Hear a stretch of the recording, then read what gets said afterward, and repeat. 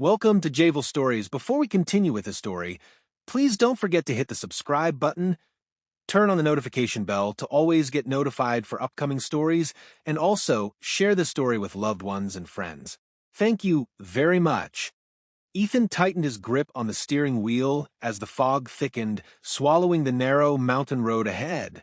Beside him, Maria shifted in her seat, her eyes darting between the murky windshield and the map on her phone. "Are you sure this is the fastest route?" Ethan asked, his voice laced with doubt. Maria glanced at him, her auburn hair catching the faint glow of the dashboard lights. "It's a shortcut, Ethan. 30 minutes saved. Besides, we've driven through worse." Ethan muttered under his breath, his skepticism battling with exhaustion. They had spent the weekend celebrating their 10th anniversary, a rare escape from their demanding jobs. Maria had chosen the scenic route for their return, hoping to prolong the magic. But the fog seemed to have other plans. The road twisted and turned like a serpent, its edges barely visible through the haze. Maria tried to lighten the mood, sharing tales of ghostly mountain roads she'd read about, but Ethan dismissed them with a nervous laugh. "Ghost stories are for campfires," he said, "not for tired husbands driving through pea soup." As if summoned by her words, a shadow emerged from the fog. Ethan slammed on the brakes, the tires screeching against the wet asphalt. The car jerked to a halt, throwing them forward in their seats. "What the hell?" Ethan began, but Maria's gasp silenced him. A woman staggered into the beams of the headlights, her arms flailing. Blood stained her tattered dress, and her face was pale and frantic. "Help me," she cried, her voice piercing the silence. Maria opened her door before Ethan could stop her. "Are you hurt? What happened?" The woman clutched Maria's arm, her fingers trembling. "An accident. My car. My baby. Please, you have to help." Ethan stepped out, his skepticism melting into concern. The woman's desperation was palpable, her words tumbling out in panicked bursts. She pointed down the hill, where the fog obscured everything beyond a few feet. "My car went off the road," she said. I got out, but my baby, he's still inside. You have to save him." Ethan hesitated, the steep incline and swirling fog filling him with dread. But Maria's pleading eyes left him no choice. "I'll go," he said, grabbing a flashlight from the car. "Stay with her." Maria nodded, taking the woman's hand as Ethan approached the edge. The fog seemed to deepen as he began his descent, the beam of the flashlight barely cutting through the gloom. Each step was treacherous, the ground loose and slick beneath his feet. The woman's cries echoed in his ears, mingling with the faint, plaintive wail of a child. He pressed on, unaware of the chilling revelation awaiting him at the bottom. The cries of the child echoed faintly through the dense fog, pulling Ethan down the treacherous slope. Each step he took sent loose soil tumbling ahead of him, the incline steep and unforgiving. His breath came in short bursts, every exhalation visible in the cold night air. The flashlight in his hand offered little comfort, its weak beam barely penetrating the swirling mist. "Stay here," he had told Maria before beginning his descent. "I'll get the baby and come right back." Now, the reality of his promise weighed on him. The terrain was worse than he'd expected, the fog clinging to his skin and muffling all sound. Behind him, the faint glow of the car headlights served as his only tether to the world above. He glanced back once, seeing Maria silhouetted at the edge of the road, holding her arms tightly around herself. "Keep it together," Ethan muttered, gripping the flashlight tighter. He pressed on, his focus narrowing to the sound of the baby's cries. At the bottom of the hill, the wreckage finally came into view, a mangled heap of metal lying on its side, half hidden by the underbrush. The car had clearly rolled multiple times, its frame crushed and its windows shattered. Ethan slowed his steps, the weight of the scene settling over him like the fog. "Hello," he called, his voice barely carrying. "Can anyone hear me?" The child's cries continued, coming from somewhere within the wreck. Ethan moved closer, his flashlight sweeping over the car. The front of the vehicle was smashed against a tree, the driver's seat leaning forward into the dashboard. Through the broken window, he could see a figure slumped over the wheel, a woman motionless. Ethan froze, his pulse quickening. Her hair hung over her face, streaked with blood, and her body was eerily still. He swallowed hard, fighting the rising panic. Don't focus on that, he told himself. Focus on the baby. The cries came again, louder this time. Ethan circled to the back of the car, trying the doors, but they were jammed shut. He braced himself and yanked on the trunk with all his strength. At first, it refused to budge, but with a loud creak, it finally gave way. Inside, nestled among twisted metal and shards of glass, was a baby wrapped in a tattered blanket. The child's face was red and tear-streaked, its tiny fists waving in distress. Relief washed over Ethan as he reached in, careful to avoid the sharp edges of the wreckage. "I've got you," he murmured, cradling the infant against his chest. The baby's cries softened, its small body trembling in his arms. Ethan held it close, marveling at the fragile life in his hands. But as he turned to leave, a strange sensation prickled at the back of his neck. He glanced back at the wreck, his flashlight sweeping over the interior. The driver hadn't moved. Her stillness felt unnatural, oppressive, as if she were part of the wreck itself. For a moment, Ethan thought he heard something faint whisper carried on the wind. He paused, straining to listen. "Help me." The words were so soft, so fleeting, that he almost convinced himself he'd imagined them. Shaking his head, he began the arduous climb back up the hill. The baby clung to him, its tiny fingers gripping his jacket as if sensing his unease. When he finally reached the top, Maria ran to meet him, her face a mixture of relief and concern. She took the baby from his arms, her touch gentle and reassuring. "You did it," she said, her voice trembling. "You saved." She stopped abruptly, her gaze shifting to the edge of the cliff. "What?" Ethan asked, following her line of sight. "What's wrong?" Maria hesitated, her eyes wide with unease. "Where's the woman?" "She went after you." Ethan's stomach dropped. "No, she stayed here with you." Maria shook her head, her voice barely a whisper. "No, Ethan," she said, "she was going to help. I saw her go down after you." Ethan turned, his heart pounding. The fog swirled around the edge of the cliff, obscuring the slope below. His mind raced, every logical explanation slipping through his fingers. He glanced at Maria, her expression mirroring the dread building in his chest. "Stay here," he said, his voice firmer than he felt. "I'll check."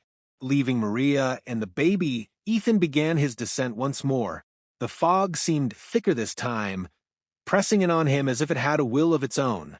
Each step felt heavier, the weight of an unseen force bearing down on him. When he reached the wreck, his breath caught in his throat. The driver was still slumped over the wheel, her position unchanged. But as he stepped closer, the beam of his flashlight illuminated her face.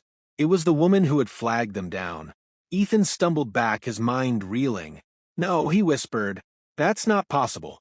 The fog swirled around him, carrying with it a faint, echoing whisper. "Help me." Ethan's breath hitched as the word seemed to drift through the thick fog. "Help me." The whisper was faint yet unmistakable, its eerie resonance sending a shiver down his spine. He stumbled backward, his flashlight shaking in his trembling hand. He turned to look at the lifeless woman in the driver's seat again. Her face, bloodied and pale, was unmistakably the same as the frantic figure who had waved them down on the road. Her wide, vacant eyes stared through him, frozen in a final moment of terror. "This isn't real," he muttered to himself, shaking his head as if to dislodge the creeping fear. "It can't be." But the stillness around him defied logic. The wreck felt like a frozen tableau, a moment trapped in time. The air was heavy, oppressive, and the fog swirled unnaturally, as though it carried secrets Ethan wasn't meant to uncover. Another whisper broke through the silence. "Help! Me?" Ethan spun around, his flashlight sweeping across the wreck and the surrounding forest. "Who's there?" he shouted, his voice cracking. "Show yourself." The only response was the low rustle of leaves and the distant cry of the baby from the top of the hill. His heart raced, the weight of dread pressing down on him. He felt an almost magnetic pull toward the wreck, as though the fog itself was guiding him. Driven by a mix of fear and compulsion, Ethan stepped closer to the car. His flashlight beam wavered over the shattered windows, and his reflection stared back at him from a jagged piece of glass. He crouched by the driver's side, his fingers brushing against the cold metal frame. The woman's face remained unchanged, her lifeless eyes a stark contrast to the desperate, frantic energy she'd exuded on the road.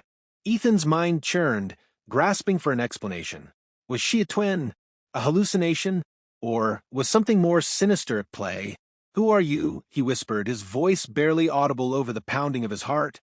The fog thickened, curling around him like ghostly fingers. A strange sensation prickled at the back of his neck, and the whispers grew louder, overlapping now, as if a chorus of voices were calling out to him. "Help me! Save her!" "Save who?" Ethan asked, his voice rising in desperation. "Who am I saving?" As if in answer, the wreck creaked, the sound sharp and unnatural in the stillness. He stumbled back, his flashlight slipping from his grasp and clattering to the ground. The beam flickered, casting long, distorted shadows against the twisted metal. Gathering his courage, Ethan leaned forward and reached into the driver's side, his trembling hands brushing against the woman's cold skin. He pushed her body back gently, trying to see if there was anything beneath her or if she was clutching something.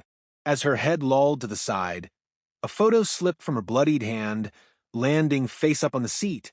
Ethan snatched it up, his pulse pounding in his ears. The photograph was faded and crumpled, but the image was clear, a woman holding a baby, smiling brightly in front of a car. It was the same car now crumpled before him. The woman in the picture was undeniably the same one who lay lifeless in the driver's seat, and the same woman who had waved them down. Ethan's mind reeled as the whispers grew louder, almost drowning out his thoughts. Save her. Find her. The whispers became a cacophony, the voices indistinguishable but insistent. Ethan stumbled away from the wreck, clutching the photograph in his trembling hands. His instinct screamed at him to flee, to leave the eerie scene behind and return to Maria and the baby. But something rooted him to the spot, an invisible force compelling him to stay. "Ethan!" Maria's voice broke through the fog, piercing the suffocating silence. He turned, his heart leaping at the sound of her familiar tone. The faint glow of her flashlight flickered at the top of the hill. "Are you okay?" she called, her voice trembling. Ethan forced his legs to move, his steps unsteady as he began the climb back up the incline. The whispers faded with each step, but the oppressive weight of the fog lingered, clinging to him like a second skin. When he reached the top, Maria was waiting for him, the baby nestled in her arms. Her face was pale, her expression etched with worry. "What happened?" she asked. "You've been down there so long. Did you find her?" Ethan shook his head, unable to form the words. His hand tightened around the photograph, the edges crumpling beneath his grip. Maria noticed and gently touched his arm. "Ethan," she said softly, her eyes searching his, "what did you see?" He opened his mouth to speak, but stopped as a cold breeze swept over them, carrying with it a faint, familiar whisper. "Help me!" Maria's eyes widened, and she clutched the baby closer. "Did you hear that?" Ethan nodded, his jaw tight. The fog swirled around them, and for a brief moment he thought he saw a figure standing at the edge of the road, a shadowy silhouette, barely visible through the haze. "Let's go," he said, his voice firm. "We're leaving. Now?" Maria hesitated but nodded, following him to the car. As they strapped the baby into the back seat, Ethan cast one last glance at the edge of the cliff.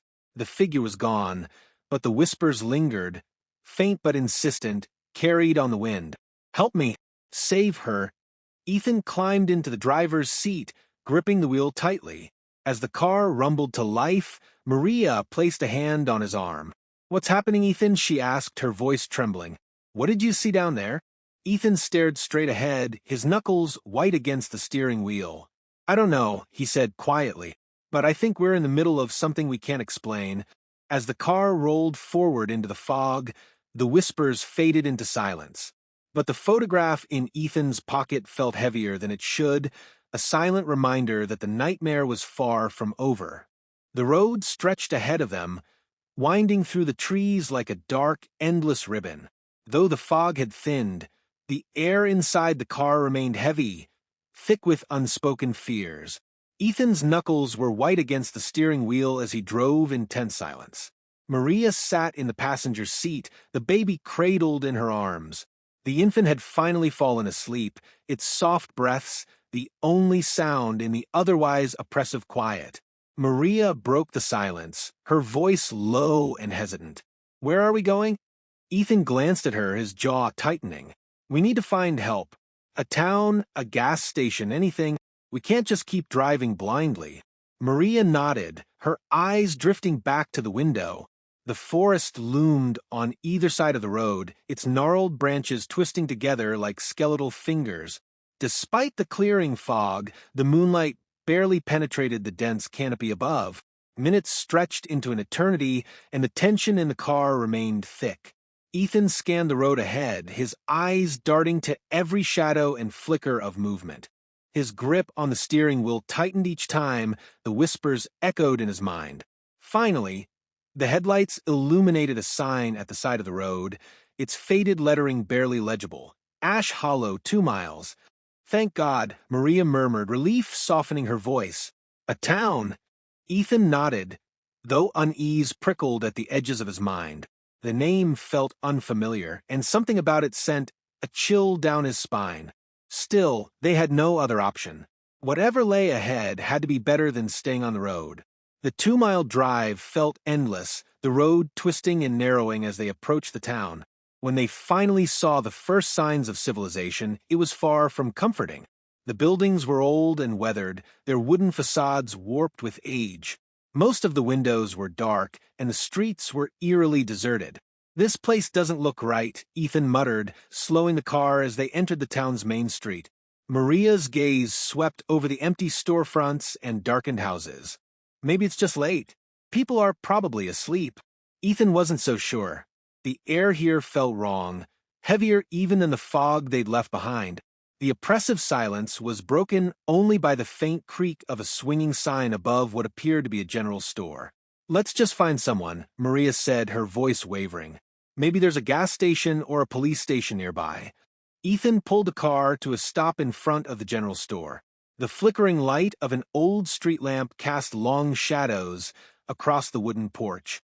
He turned off the engine, the sudden silence inside the car deafening. "I'll go check it out," he said, unbuckling his seatbelt. "No," Maria said quickly, her hand gripping his arm. "We shouldn't split up." Ethan hesitated, glancing at the sleeping baby in her arms. "I'll just be a minute. Stay here with the baby. Lock the doors." Maria opened her mouth to protest, but stopped when she saw the determination in his eyes. Reluctantly, she nodded, locking the doors as Ethan stepped out into the night. The wooden porch creaked beneath his boots as he approached the store. The windows were grimy, making it impossible to see inside. He tried the door, and it swung open with a groan that echoed through the empty street. Inside, the store was dimly lit by a single overhead bulb. Dust coated every surface, and the shelves were sparsely stocked with items that looked decades old. A faint smell of mildew lingered in the air. Ethan moved cautiously, his footsteps stirring up small clouds of dust. "Hello," he called, his voice carrying through the stillness. "Is anyone here?" There was no response. The store felt abandoned, frozen in time. Ethan's unease deepened as he walked to the counter. A rusted cash register sat atop it, and behind it a doorway led to what appeared to be a storage room. He hesitated, the hair on the back of his neck standing on end. Something about the silence felt oppressive, as though the building itself were holding its breath. Taking a deep breath, he stepped around the counter and peered into the storage room. It was empty, save for a single wooden rocking chair in the center of the floor. The chair creaked softly, swaying back and forth as though someone had just been sitting in it. Ethan froze, his pulse pounding in his ears. He scanned the room, his eyes darting to every shadow, but there was no sign of movement. The oppressive silence pressed in on him, and he could swear he heard faint whispers again, just beyond the edge of his perception. "Ethan!"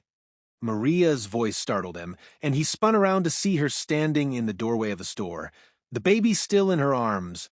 Her face was pale, her eyes wide with fear.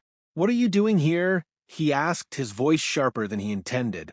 "I told you to stay in the car." I couldn't just sit there, she said, her voice trembling. Something's wrong, Ethan. I heard. I heard voices. Ethan's chest tightened. Whispers. Maria nodded, her grip on the baby tightening. It's like they were coming from outside.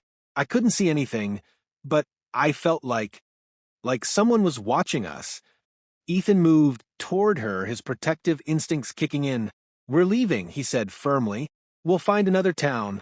Maria nodded, her relief evident.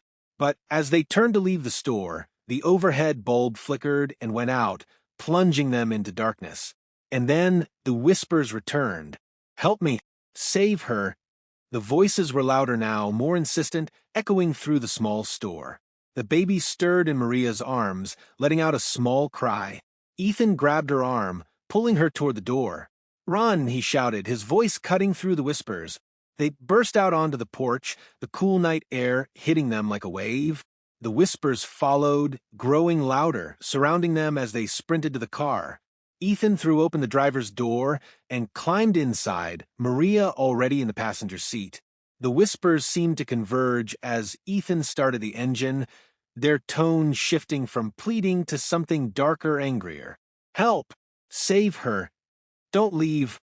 The car roared to life, and Ethan hit the gas, the tires screeching as they sped away from the store. The voices faded into the distance, but the oppressive weight in the air lingered, a reminder that they hadn't escaped the nightmare. Maria clutched the baby, her breathing ragged. What was that? She whispered, tears streaming down her face. Ethan didn't answer. His mind was racing, the photograph in his pocket feeling heavier with each passing moment. Whatever was happening to them, it was far from over. As they left the town of Ash Hollow behind, the fog began to close in again, swallowing the road in its suffocating embrace. And the whispers returned. The fog enveloped the car like a shroud, muffling the sound of the tires on the cracked asphalt. Ethan's hands were locked on the steering wheel, his knuckles pale from the pressure. The whispers had subsided for now, but their eerie echoes lingered in his mind, sending a chill through his body. Maria sat beside him, the baby nestled in her arms. The infant had stopped crying, its small form eerily quiet. Maria's eyes darted between the foggy windows and Ethan, her unease growing by the second. Ethan, she said softly, breaking the tense silence. What really happened back at the crash? Ethan glanced at her, his face drawn with fatigue and something darker, fear. He hesitated, his grip tightening on the wheel. He knew he couldn't keep the truth from her, not after everything they had seen and heard. There was something else, he admitted, his voice low. Something I found. Maria frowned, her gaze narrowing. What do you mean? Ethan reached into his jacket pocket and pulled out the crumpled photograph. He handed it to Maria without a word, keeping his eyes on the road ahead. Maria unfolded it carefully, her breath catching as she took in the image. The photograph showed a woman holding a baby, her face bright with a smile. The woman was undeniably the same one who had flagged them down on the road, the same one Ethan had found lifeless in the wrecked car. It's her, Maria whispered, her voice trembling. This is her. And the baby. It's the same baby. Ethan nodded grimly. I found it in the car near her body. I don't know what it means, but it's too much to be a coincidence. Maria stared at the picture, her hands shaking.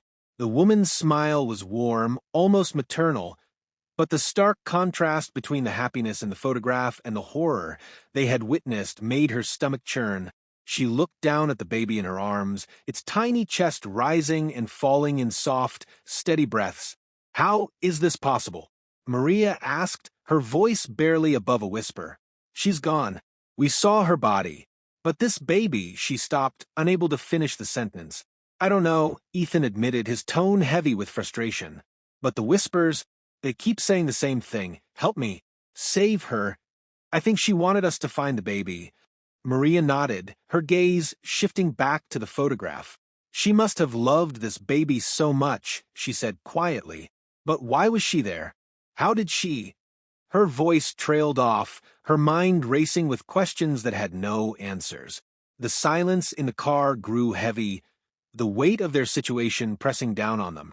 Maria traced her finger over the woman's face in the photograph, her thoughts spiraling into darker possibilities. "We have to do something," she said, finally, her voice firm. "We can't just keep driving. We need answers." Ethan nodded, though his jaw tightened. "I know, but where do we start? That town was a dead end. There's no one around to help us." Maria looked at the baby again, her protective instincts flaring. "The baby might be the key. If we can figure out who it is, who they are, we might be able to understand what's happening." Ethan sighed, his frustration evident. "And how do we figure that out, Maria? We're in the middle of nowhere. We don't even know where to begin." As the road twisted and turned through the fog, a flicker of light appeared ahead. Ethan slowed the car, squinting to make out the source. A rusted sign emerged from the mist, its letters barely legible under the faint glow of the headlights. "Willow Creek, 3 miles." Maria leaned forward, her eyes narrowing. "Willow Creek. Do you know it?" Ethan shook his head. "No, but it's the first sign of civilization we've seen since Ash Hollow. It's worth checking out." Maria hesitated, her unease evident. "What if it's like the last place?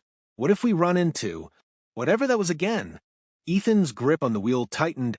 "We don't have much of a choice. We need answers, and we're not going to find them sitting in the car." Maria bit her lip, glancing at the baby. "Okay," she said finally, "but let's be careful. This feels wrong." Ethan nodded, steering the car toward the unseen town. As they drove, the fog seemed to grow thicker again, closing in like a living thing.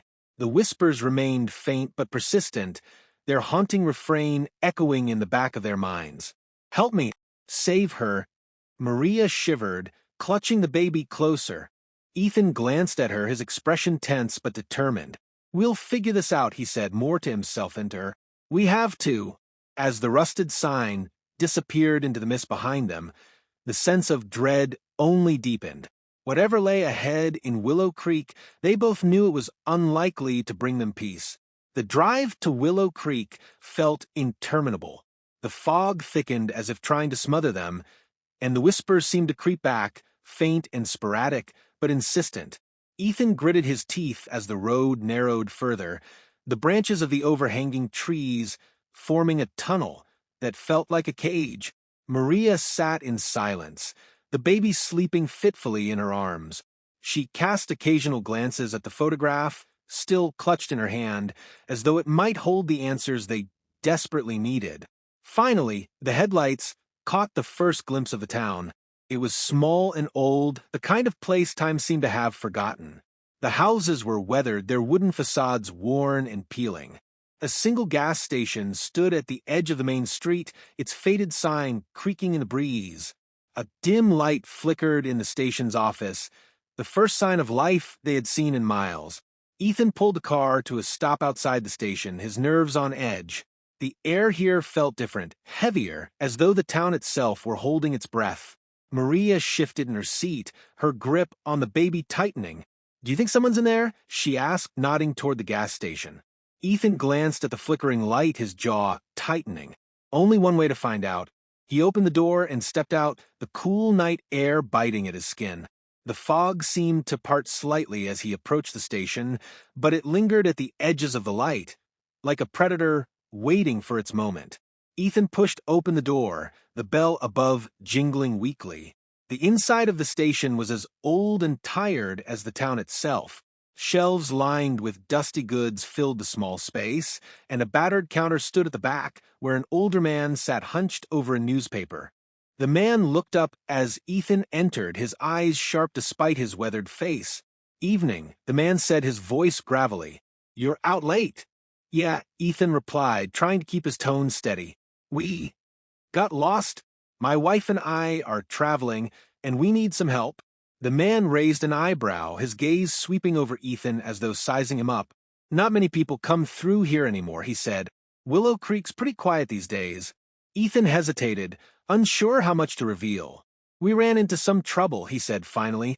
"There was an accident. A woman. She's gone, but we found her baby." The man's expression darkened, his eyes narrowing. "An accident? Where?" "Back on the mountain road," Ethan said. "Her car went off the cliff. She flagged us down. But when I went to check the wreck, she was already dead. The man's gaze sharpened, and for a moment, the room felt colder.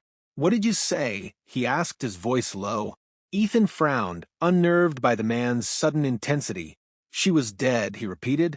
"But she stopped us. She was alive when we saw her on the road." The man stood slowly, his weathered hands gripping the counter.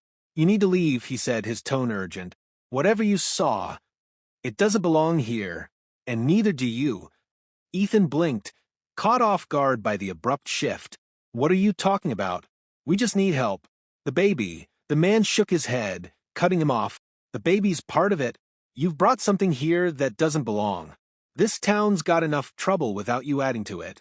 Ethan's frustration flared. "We didn't bring anything. We're just trying to figure out what's going on." The man leaned closer, his voice dropping to a whisper. "That road. It's cursed. Always has been. People don't come back from there the same. If you saw her, if she spoke to you, then it's already too late." Ethan's blood ran cold. "What do you mean, too late?" The man didn't answer. Instead, he reached under the counter and pulled out an old yellowed map. He spread it out on the counter, pointing to a spot near the edge of the mountain. "Here," he said, "that's where it starts. The road, the whispers, the fog, it all comes from there." Ethan studied the map, his pulse racing. "What's there?" The man's face hardened. "Nothing good. But if you want answers, that's where you'll find them." Before Ethan could respond, a loud cry rang out, piercing the stillness. He spun around to see Maria standing just outside the car, the baby wailing in her arms. The fog had crept closer, swirling around her feet like a living thing. "Maria!" Ethan shouted, bolting out of the station. The old man's voice called after him. "If you go, there's no turning back." Ethan ignored him, sprinting toward Maria. She was staring into the fog, her face pale, and her eyes wide with fear. "What happened?" Ethan asked, reaching her side. "I heard it again," Maria whispered, clutching the baby tightly. "The whispers, they were right next to me." Ethan glanced at the fog, his heart pounding. It seemed thicker now, darker, as if it had a mind of its own. He wrapped an arm around Maria, guiding her back toward the car. "We're leaving," he said firmly. Maria hesitated, her eyes flicking toward the gas station. "What about the man? Did he help?" Ethan shook his head. "He doesn't want us here. But he told me where we need to go." Maria's brow furrowed. "Where?" Ethan hesitated, his gaze fixed on the road ahead. "The mountain. He said it starts there." Maria shivered, holding the baby closer. "What does that even mean?" Ethan didn't answer. He didn't know. But as they drove away from Willow Creek, the fog thickened once more, and the whispers returned, louder and more insistent than ever. The fog thickened with every mile, a suffocating wall that seemed to press closer as they drove. The whispers, now a constant presence, wove through the silence, growing louder and more urgent. "Help me. Save her. Don't leave." Ethan gripped the steering wheel, his jaw clenched as he tried to focus on the road. Maria sat stiffly in the passenger seat, the baby in her arms, her eyes darting to the windows as though expecting the fog to breach the car. "We can't keep driving like this," Maria said finally, her voice trembling. "The whispers are getting worse, Ethan. It's like they don't want us to leave." Ethan glanced at her, his expression hard but uneasy. "We don't have a choice, Maria. That man in the gas station said the mountain is where it all starts. If we want answers, we have to go there." Maria shook her head, tears brimming in her eyes. "What if he's wrong? What if we're just walking into something even worse? Worse than this?" Ethan gestured to the fog outside, frustration bleeding into his voice. "We can't keep running, Maria. Whatever's happening, it's following us. It won't stop until we face it." Maria bit her lip, her fingers tightening around the baby. The infant stirred, letting out a soft whimper that sent a fresh wave of unease through her. She looked down at its face, its tiny features, so peaceful despite the chaos surrounding them. "What about the baby?" she asked softly. "What happens to it if something happens to us?" Ethan didn't answer immediately. His mind was racing, caught between his desire to protect his family and the growing sense that they were dealing with something far beyond their understanding. Finally, he sighed. We'll keep it safe, he said firmly. No matter what.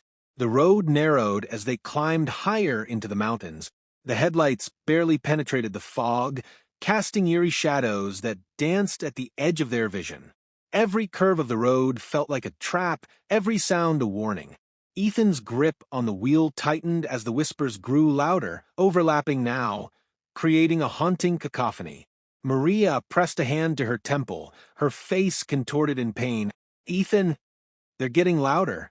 I can't. Suddenly, the car lurched violently to the side, the tires screeching as Ethan slammed on the brakes. Maria screamed, clutching the baby as the car skidded to a halt at the edge of the road. The vehicle teetered for a heart-stopping moment before settling back onto solid ground. What the hell was that? Ethan shouted, his heart pounding. Maria pointed to the road ahead, her hand shaking. Look!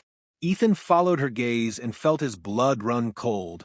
A figure stood in the middle of the road, barely visible through the fog. It was the same woman who had flagged them down, her bloodied face and tattered clothes unmistakable. Her eyes were wide, filled with desperation, and her hand was outstretched as though beckoning them forward. Ethan's breathing quickened. It's her. Maria's voice was a strangled whisper. But she's dead. The woman's mouth moved, but no sound came out. Instead, the whispers seemed to grow louder, more frantic, surrounding the car like a living force. Help me. Save her. Ethan's hand hovered over the gear shift. His instinct screamed at him to drive, to get as far away from the figure as possible. But something in the woman's eyes held him in place, a plea, a sorrow so deep it seemed to pierce his soul. What do we do? Maria asked, her voice trembling. Ethan swallowed hard, his mind racing. I don't know.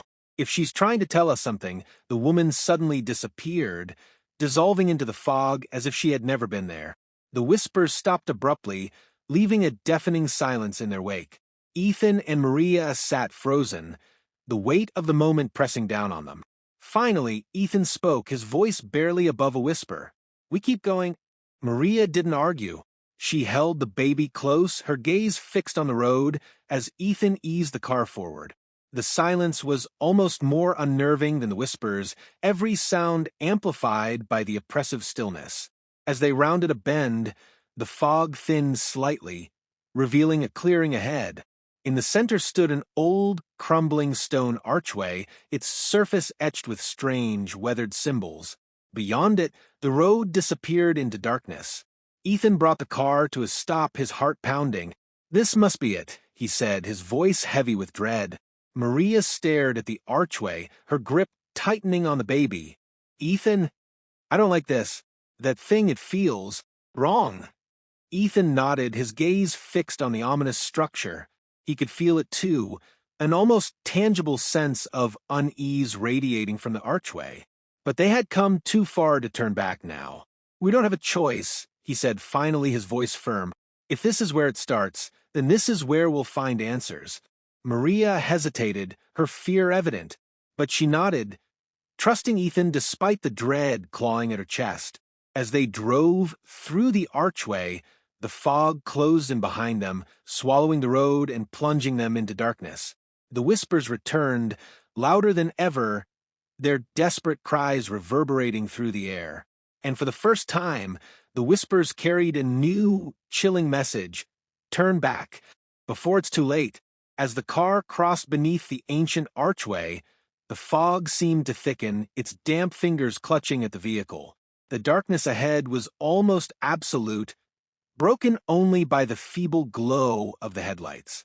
Ethan's knuckles were white against the steering wheel as he navigated the narrow path, every instinct screaming at him to stop.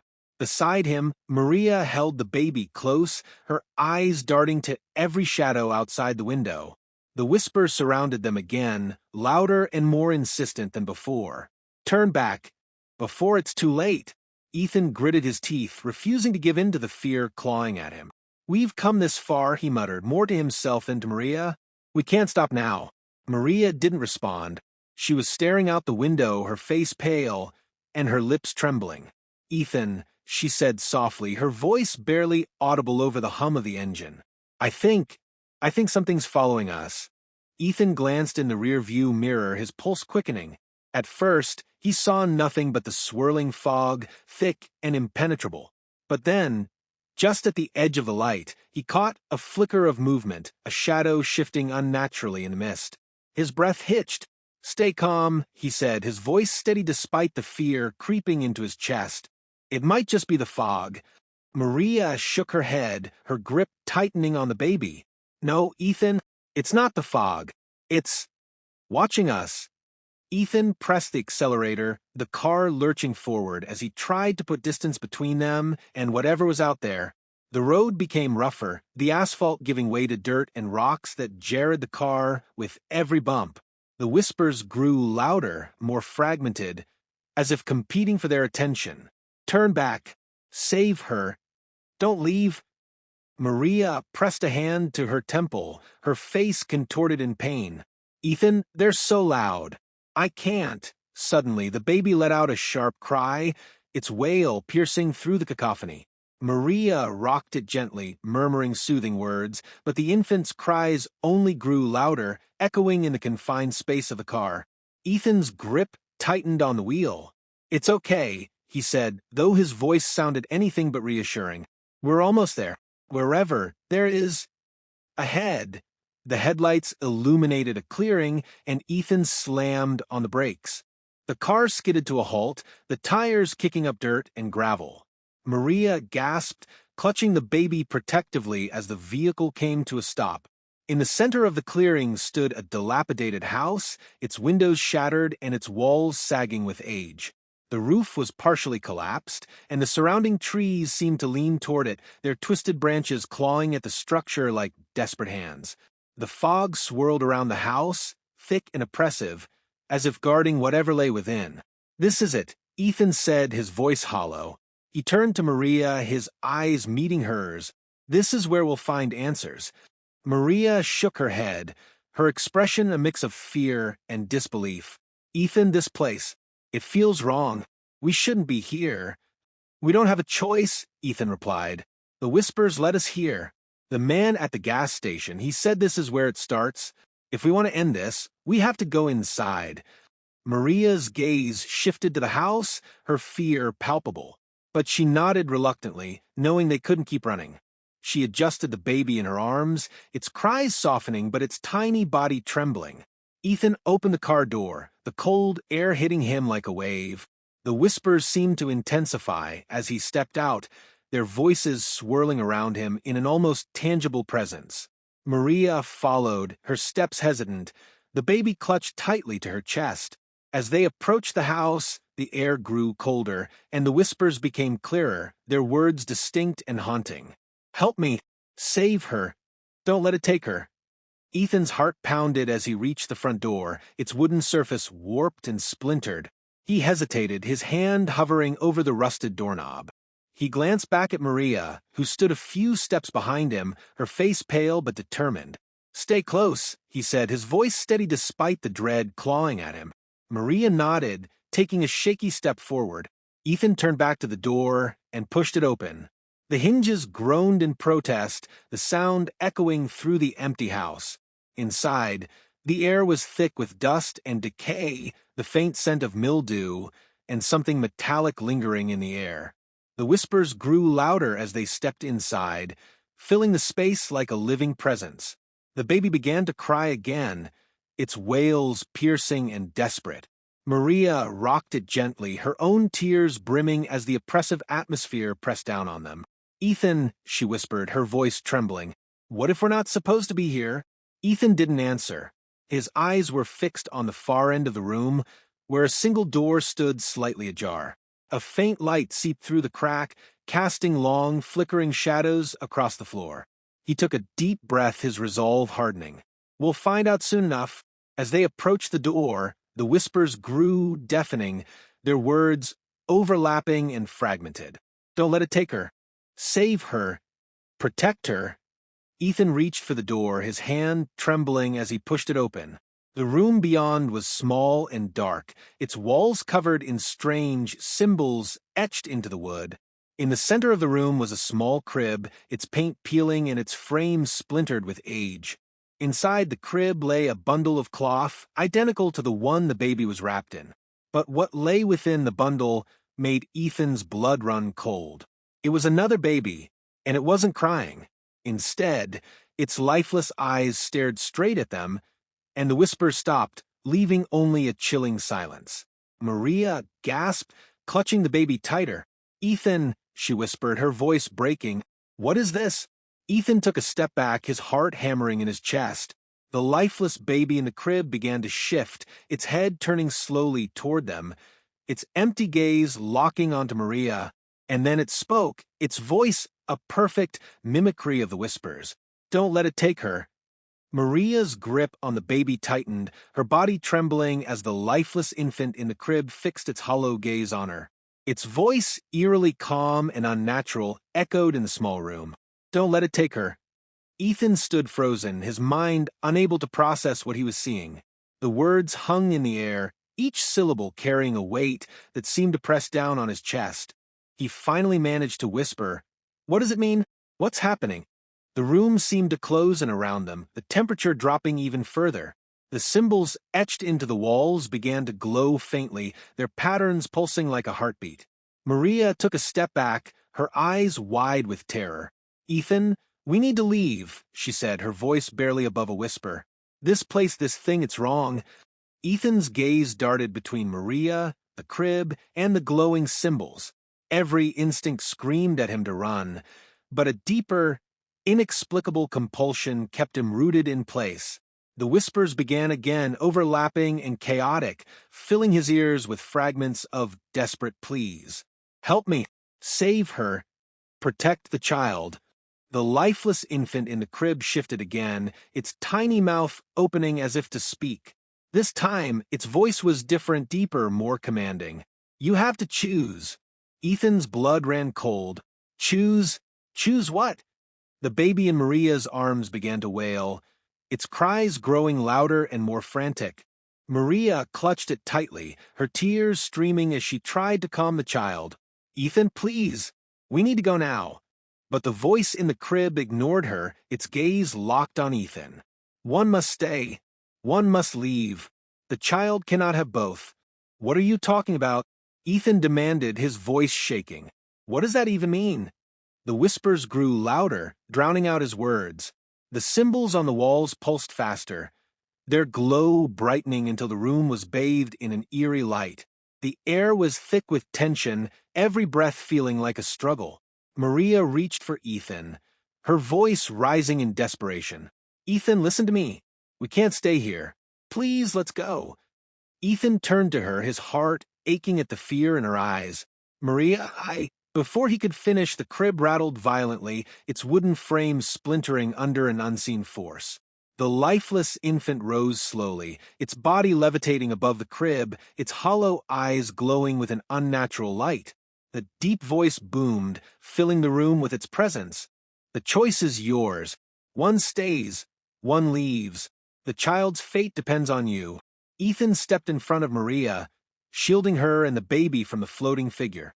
"No one is staying," he said firmly, his voice trembling but resolute. "We're all leaving together." The figure's eyes burned brighter, and the whispers became a deafening roar. The walls shook, and the ground beneath them cracked, splitting the room into jagged sections. The baby in Maria's arms wailed louder, its cries piercing through the chaos. Maria clung to Ethan, her voice shaking. "Ethan, please! We have to go." Ethan turned toward the door, pulling Maria with him. But as they moved, the floating figure's voice cut through the noise, sharp and commanding. "You cannot run. If you do not choose, the choice will be made for you." The door slammed shut before them, the wood splintering as it locked into place. Ethan pounded on it, desperation taking over. "Let us out," he shouted. "You can't keep us here." The whispers quieted abruptly, leaving a suffocating silence. The floating figure lowered slightly, its gaze still fixed on Ethan. "The child carries the burden. Protect her, and she will protect you. But the choice must be made. Ethan turned to Maria, his heart racing. I don't know what this means, but we have to trust each other. I won't let anything happen to you or the baby. Maria nodded, tears streaking her face. She held the baby close, rocking it gently, as its cries began to subside. The tension in the room grew unbearable, the air thick and oppressive. Ethan stepped forward, his voice steady despite the fear coursing through him. What do we have to do? The figure tilted its head, the glow of its eyes dimming slightly. Sacrifice. Only one can protect her. One must bear the burden. Maria's voice broke as she whispered, What burden? What are you talking about? The figure ignored her, its gaze locked on Ethan. Decide, or the choice will be taken. The ground trembled again, the symbols on the walls flaring brighter. Ethan's mind raced, searching for a way out. Every part of him rejected the figure's words, the idea that one of them had to be left behind. I won't do it, he said firmly. We'll find another way. The figure let out a deep, rumbling laugh, its voice echoing like thunder. Foolish mortal, you think you can defy what has already been written? The walls began to close in, the room shrinking as the light intensified. Maria clutched Ethan's arm, her voice rising in panic. Ethan, do something, please. Ethan turned back to the door, his fists pounding against it. Open! Let us out! The figure's voice boomed one last time. The child's fate is sealed. The choice has been made. The light exploded, blinding them as the room dissolved into chaos. Ethan reached for Maria, his hand grasping hers as the world around them shattered. And then everything went black. When Ethan opened his eyes, he was lying on cold, damp ground. The air was heavy with moisture, and the faint scent of earth and decay filled his nostrils. His body ached, as though he'd been thrown through a storm.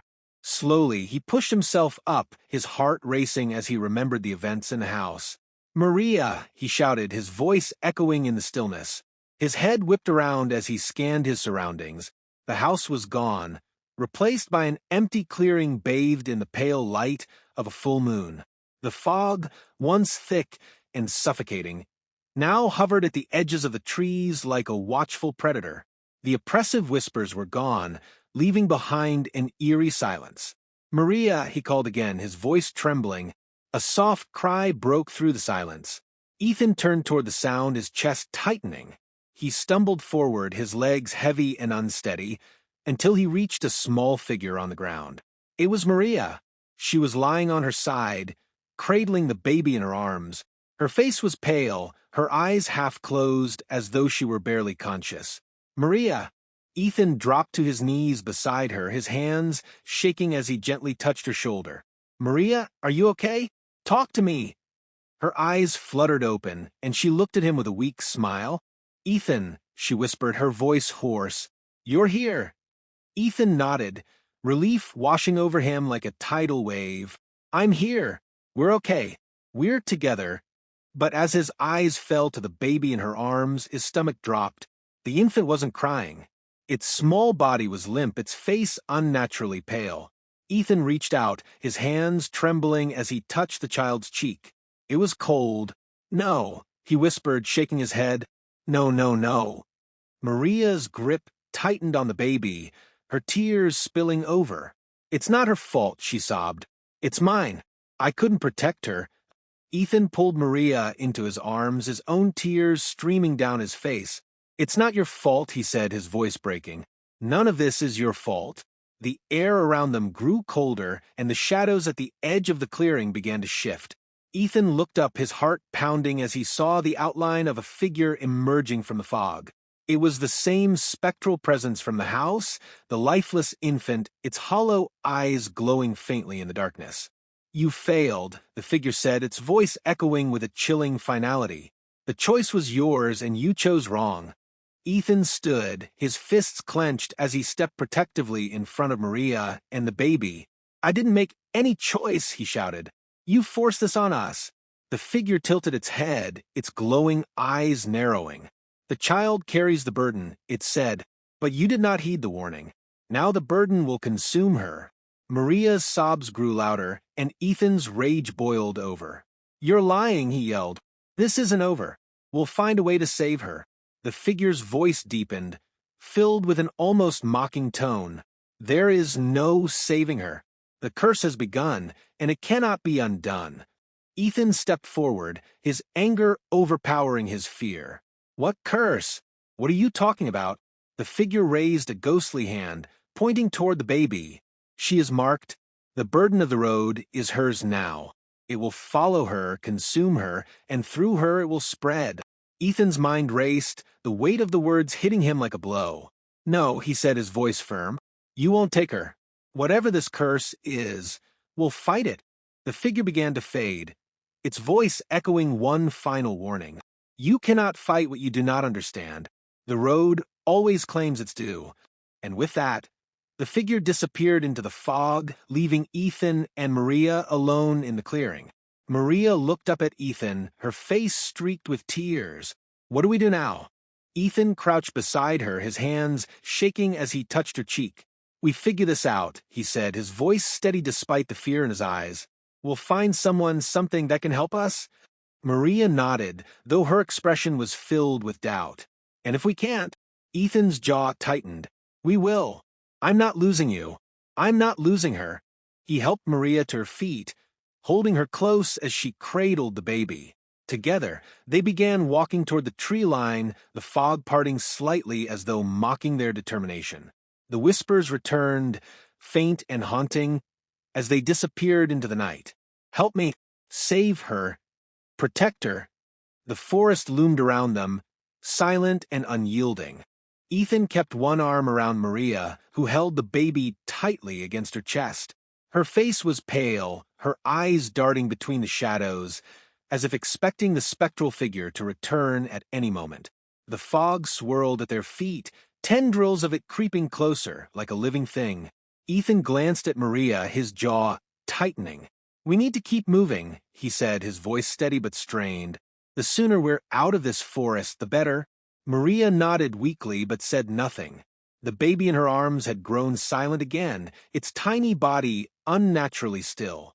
Every so often, Maria would glance down at the infant, her heart tightening with fear. They walked in tense silence, the faint sound of their footsteps the only thing breaking the oppressive quiet. The whispers were gone, but the air carried a weight that seemed to press down on them with every step.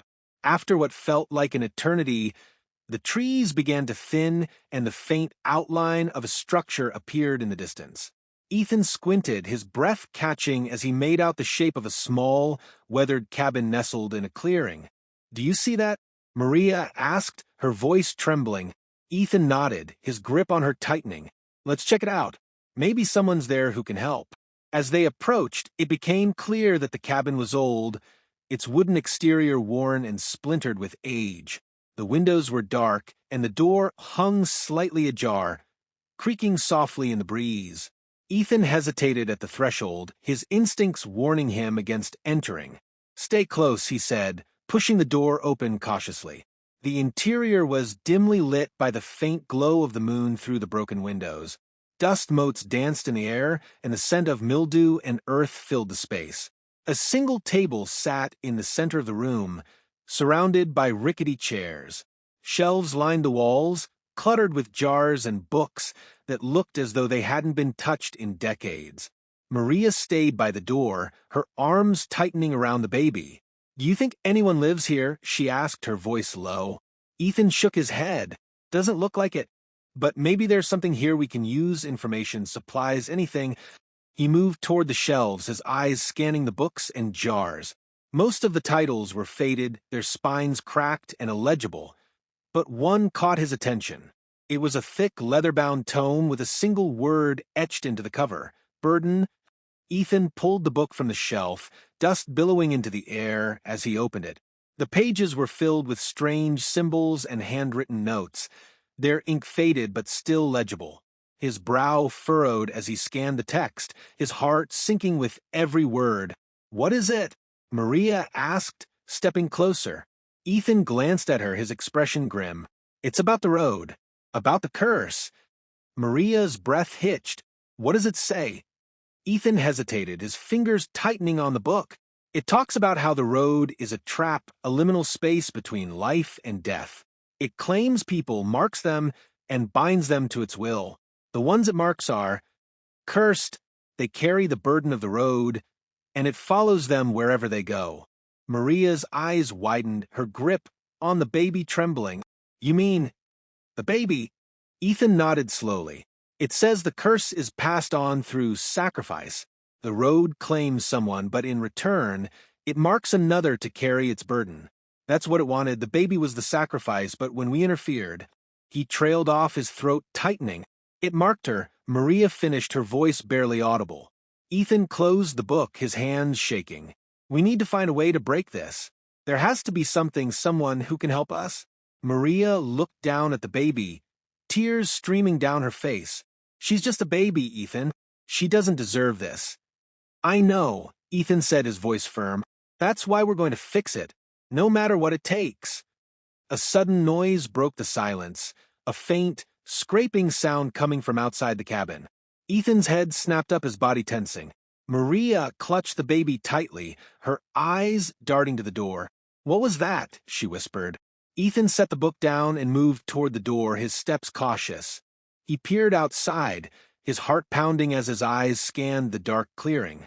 The fog was thicker now, swirling just beyond the edge of the trees. And then he saw it. A shadow moved through the mist, its shape indistinct but unmistakable. It was the same figure from before, its glowing eyes piercing the darkness as it drifted closer to the cabin. Maria, Ethan said, his voice low. Get back. Maria backed away, her fear mounting as the baby began to cry again, its wails echoing in the small space. The shadow stopped just outside the cabin, its form still obscured by the fog. Ethan stood his ground, his fists clenched as he faced it. The whispers returned, louder this time, filling the air with their haunting refrain. Help me. Save her. Protect her. The figure raised a hand, pointing toward the cabin.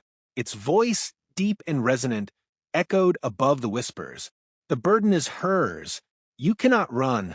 You cannot hide. Accept it, or the road will claim you all. Ethan's jaw tightened. You're lying, he said, his voice steady despite the fear clawing at him. We'll find a way to break this. The figure let out a low, rumbling laugh. There is no escape. The road always takes what it is owed. And with that, the figure dissolved into the fog, leaving behind only the whispers, which grew louder and more insistent. Ethan turned to Maria, his determination unwavering.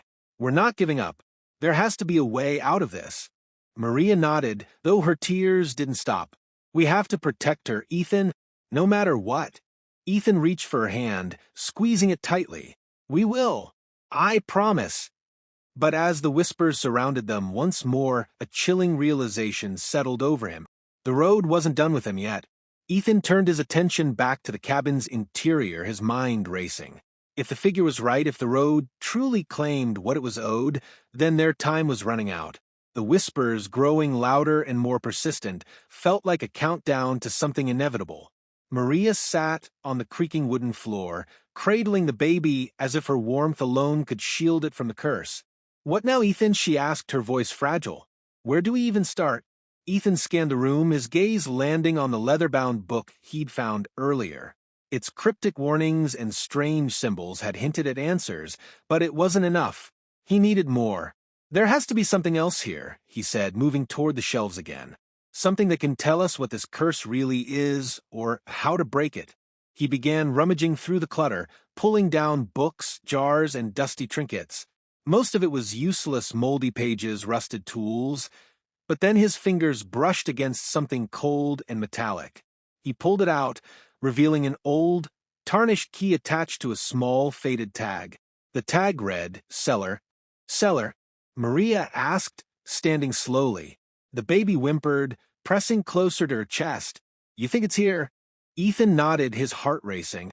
If there's a cellar, there could be more notes, artifacts, anything. They both searched the cabin, and soon Maria called out, Over here. She was standing near the far corner of the room, where a small, square door was set into the floor. Dust covered the edges, and the hinges were rusted, but it was unmistakably a cellar entrance. Ethan approached, the whispers growing louder as if in protest. He hesitated for only a moment before inserting the key into the lock. With a metallic click, the door creaked open, revealing a dark staircase leading into the earth below. A damp, musty smell wafted up, carrying with it an undeniable sense of foreboding. Maria held the baby tighter, her face pale. "Are you sure about this?" Ethan nodded, his determination firm. "We don't have a choice. Stay here. I'll go down and check it out." Maria's grip on his arm stopped him. "No, I'm not staying up here alone." Ethan looked at her torn. He didn't want to put her or the baby in more danger, but leaving them above while the fog and whispers pressed closer felt equally reckless. "All right," he said finally, "but stay close to me. If anything happens, we go back up immediately." Maria nodded, and together they descended the narrow staircase, the wooden steps creaking beneath their weight. The darkness below was oppressive, and Ethan flicked on a flashlight he'd grabbed from the shelves earlier. The beam cut through the shadows, revealing a small, cramped space filled with shelves and crates. The cellar was packed with artifacts, many of them covered in layers of dust and cobwebs. Ethan moved carefully, scanning the objects. Old books, jars filled with strange, unidentifiable substances, and even rusted weapons lined the shelves. At the far end of the room, a table was covered in papers and maps, their edges yellowed with age. "This must be it," Ethan said, moving toward the table. "Whoever lived here, they were studying the road." Maria hovered close behind him, her eyes darting nervously around the room. Why would anyone stay here if they knew about it? Ethan sifted through the papers, his fingers trembling as he read. The notes were written in hurried, scrawling handwriting, many of them barely legible. Phrases like "the burden is eternal" and "it cannot be passed without sacrifice" jumped out at him. One page caught his attention, a map of the area with a large X marked at the base of the mountain. Beside it, a single word was scrawled: Origin. "This is where it starts," Ethan said, holding the map up for Maria to see. "If we go there, maybe we can stop this." Maria frowned, her grip on the baby tightening. "You're talking about going deeper into this nightmare. How do we even know this map is right?" "We don't," Ethan admitted, his voice firm. "But it's all we have." Before Maria could respond, the whispers returned, louder and more urgent than ever. The shelves rattled, and the air grew colder, the damp chill biting at their skin. The baby began to cry again, its wails echoing in the confined space. "We need to get out of here," Maria said, panic rising in her voice. Ethan grabbed the map and stuffed it into his pocket. "Let's go." As they turned toward the stairs, a loud crash echoed through the cellar. One of the shelves toppled over, spilling its contents across the floor. The baby screamed louder, and Maria clung to Ethan, her face pale with fear. "What was that?" she whispered. Ethan scanned the room, his flashlight beam darting through the darkness. For a moment, everything was still. But then the shadows seemed to move, coalescing into a dark figure near the far wall. Its eyes glowed faintly, the same unsettling light they had seen before. "You cannot escape," the figure said, its voice deep and resonant. "The road takes what it is owed." Ethan stepped in front of Maria, his fists clenched. "We're not staying here. Whatever you are, you're not taking us." The figure's gaze shifted to the baby, its glowing eyes narrowing. "The child is marked. She carries the burden. You cannot save her." "We'll see about that," Ethan growled, pulling Maria toward the stairs. The figure didn't move to stop them, but its voice followed, chilling and final. "Every step you take leads you closer to the end. You cannot outrun the road." As they climbed the stairs, the whispers grew deafening, filling their ears with overlapping cries. Maria stumbled, nearly dropping the baby, but Ethan caught her, pushing her forward. They burst out of the cellar and into the cabin, slamming the door behind them. The whispers stopped abruptly, leaving a suffocating silence in their wake. Maria collapsed onto the floor, clutching the baby as tears streamed down her face. "Ethan? What if we can't stop this? What if it's too late?" Ethan knelt beside her, his hands gripping her shoulders. "We're not giving up," he said firmly. "We have a lead now. We'll go to the origin. We'll end this." Maria nodded weakly, though the fear in her eyes didn't fade. Ethan pulled the map from his pocket, his resolve hardening as he studied the marked location. The road wasn't done with them yet, but they were ready to face it. Or so they thought. Ethan and Maria left the cabin as the first light of dawn struggled to break through the oppressive fog. The world around them remained eerily quiet, the whispers absent for the moment, but lingering like a distant memory. The map in Ethan's hand was their only guide, its faded markings leading them deeper into the wilderness toward the location-marked origin. The trek was grueling. The uneven ground was slick with moisture, the dense forest crowding them on all sides. Maria held the baby close, her every step cautious. Ethan led the way, the map clutched tightly in one hand and a flashlight in the other, even though the daylight offered some reprieve from the darkness they had faced all night. "Are we getting close?" Maria asked, her voice barely audible over the crunch of leaves beneath their feet. Ethan paused, squinting at the map and then at their surroundings. "It should be just over this ridge," he said, nodding toward a steep incline ahead. Maria looked up at the ridge, her face pale. "Do you think it's safe? What if it's a trap?" Ethan glanced back at her, his jaw tightening. "We don't have a choice. If this is where the curse started, it's the only place we might find a way to stop it." Maria nodded, though the doubt in her eyes remained. She adjusted her hold on the baby, whose soft cries were the only sounds breaking the silence. They began the climb, their movements slow and deliberate. The ground was unstable, rocks shifting beneath their feet with every step. Ethan reached the top first, pulling himself up and turning to help Maria. When she joined him, they both froze, their breaths catching. The clearing before them was unlike anything they had seen. The fog was thinner here, revealing a circle of ancient stones standing tall and weathered in the center of the space. Symbols similar to those in the cabin's cellar were etched into the stones, glowing faintly with an otherworldly light. The ground was blackened as if scorched by fire, and the air felt thick and electric, vibrating with an unseen energy. "This must be it," Ethan said, his voice barely above a whisper. Maria stepped closer to the circle, her arms tightening around the baby. "What is this place?" Ethan scanned the clearing, his eyes landing on a large stone slab in the center of the circle. It was covered in symbols, and a small pool of water shimmered in a hollow at its center.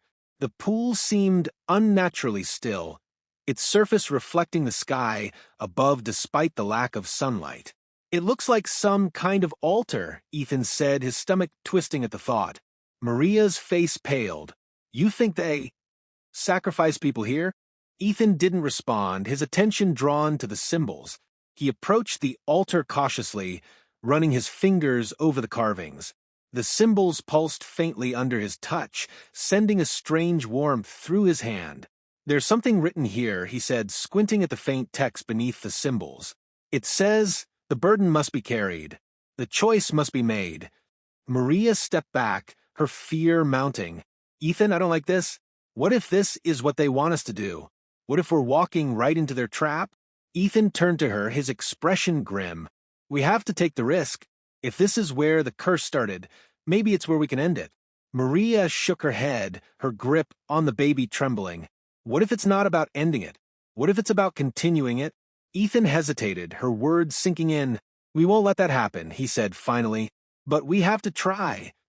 The ground beneath them began to tremble, and the whispers returned, louder and more insistent than before. The air grew colder, and the faint glow of the symbols intensified, casting eerie shadows across the clearing. "Help me. Save her. Protect her. The burden must be carried." Maria clutched the baby tighter, her tears streaming. "Ethan, we can't do this. Please, let's leave." Ethan moved to her side, wrapping an arm around her. "We'll leave if we have to," he promised. "But first, I need to see if there's anything here that can help us." He approached the altar again, his gaze fixed on the pool of water. It seemed to ripple now, though there was no wind or disturbance. Ethan reached out, his hand hovering over the surface. The whispers surged, and a voice boomed from the circle, deep and commanding. "The road demands its due. The child is marked. The choice must be made." Ethan turned to Maria, his heart pounding. "We're not making any choice," he shouted. "We're not playing your game." The voice laughed, a sound that shook the ground beneath them. You cannot defy the road. The burden will consume you all. Ethan's jaw tightened. We'll see about that. He plunged his hand into the pool, the icy water sending a shock through his body. The symbols on the altar flared brightly, and the ground shook violently. The whispers grew deafening, and the fog closed in, swallowing the clearing in an impenetrable haze. Maria screamed, her voice drowned out by the cacophony.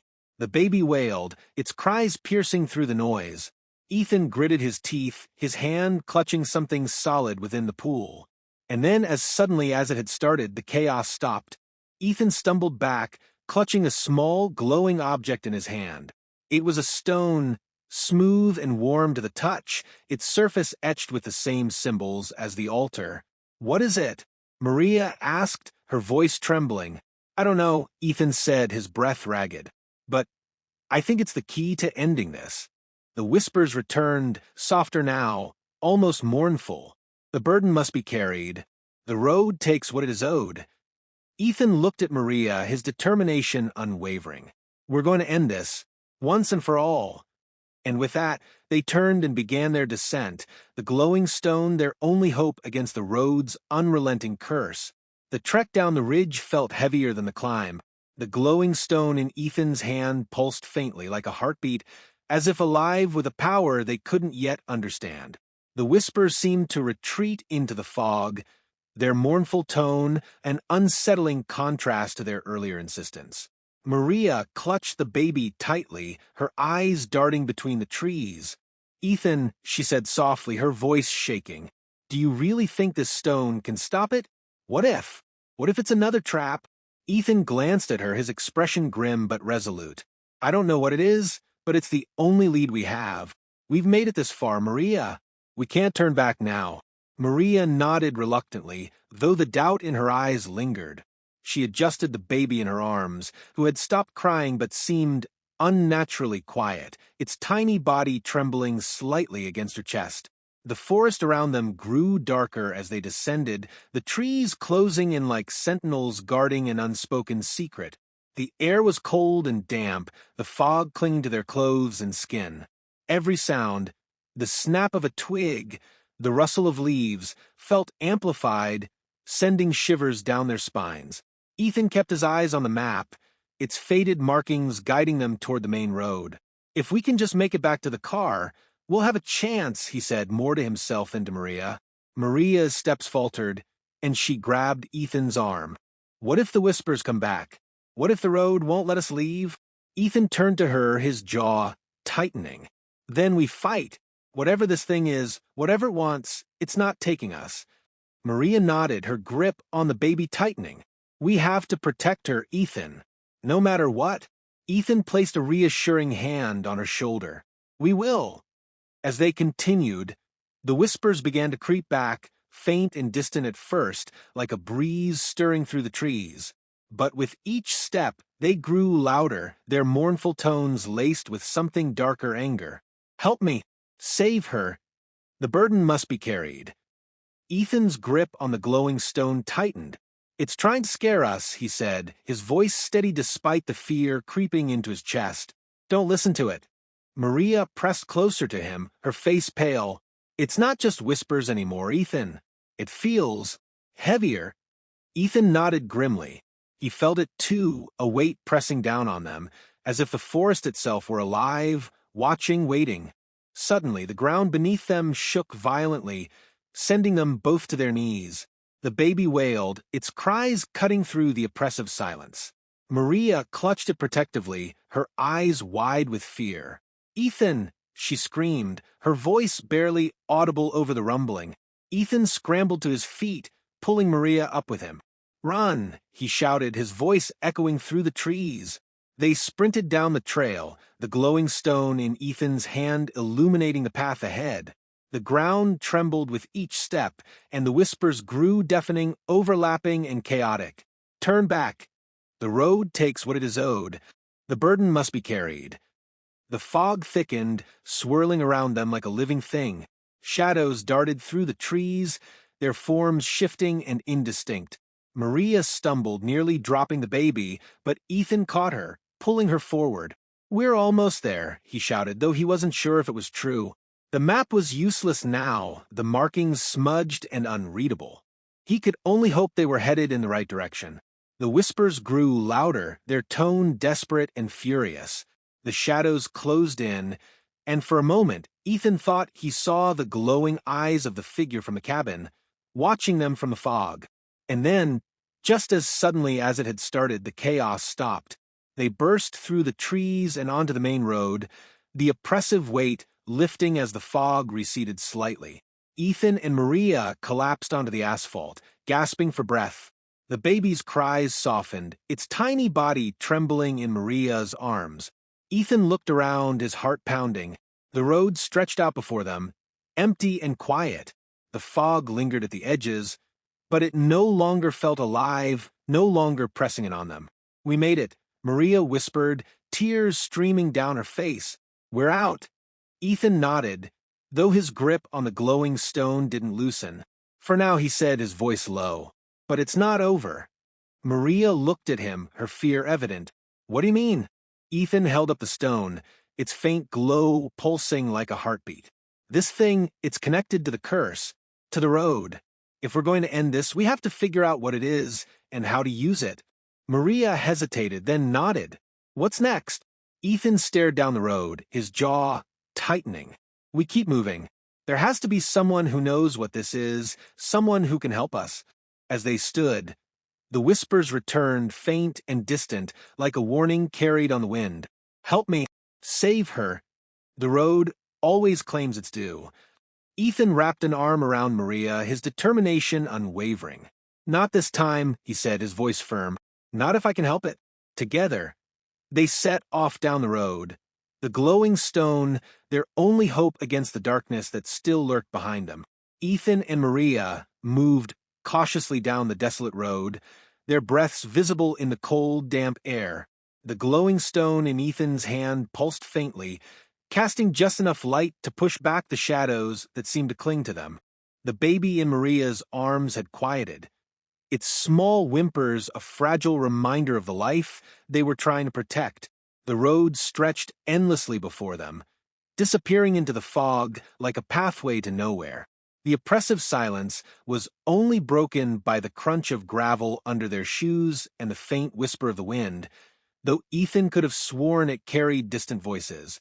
Maria finally broke the silence, her voice shaky. "Ethan, what if the road doesn't end? What if it just keeps going?" Ethan glanced at her, his jaw tightening. "It has to end somewhere. Roads always lead to something, a town, a person, anything." Maria looked down at the baby, her grip tightening. "And if it doesn't?"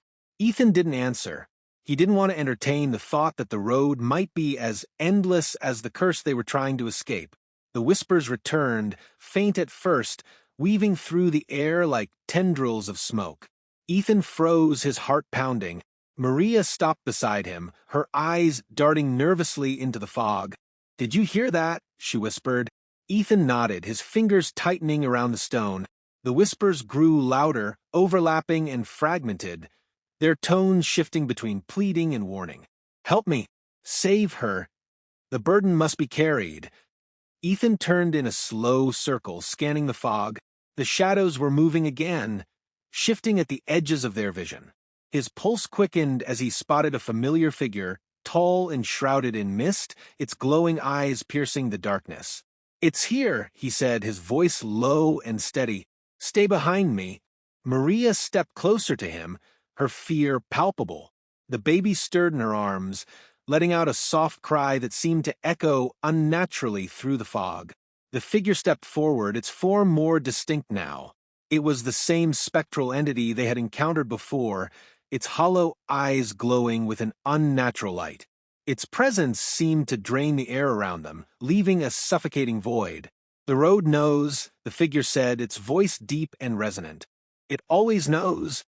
Ethan raised the glowing stone, its light flaring slightly, as if reacting to the entity's presence. "What do you want?" he demanded, his voice shaking but defiant.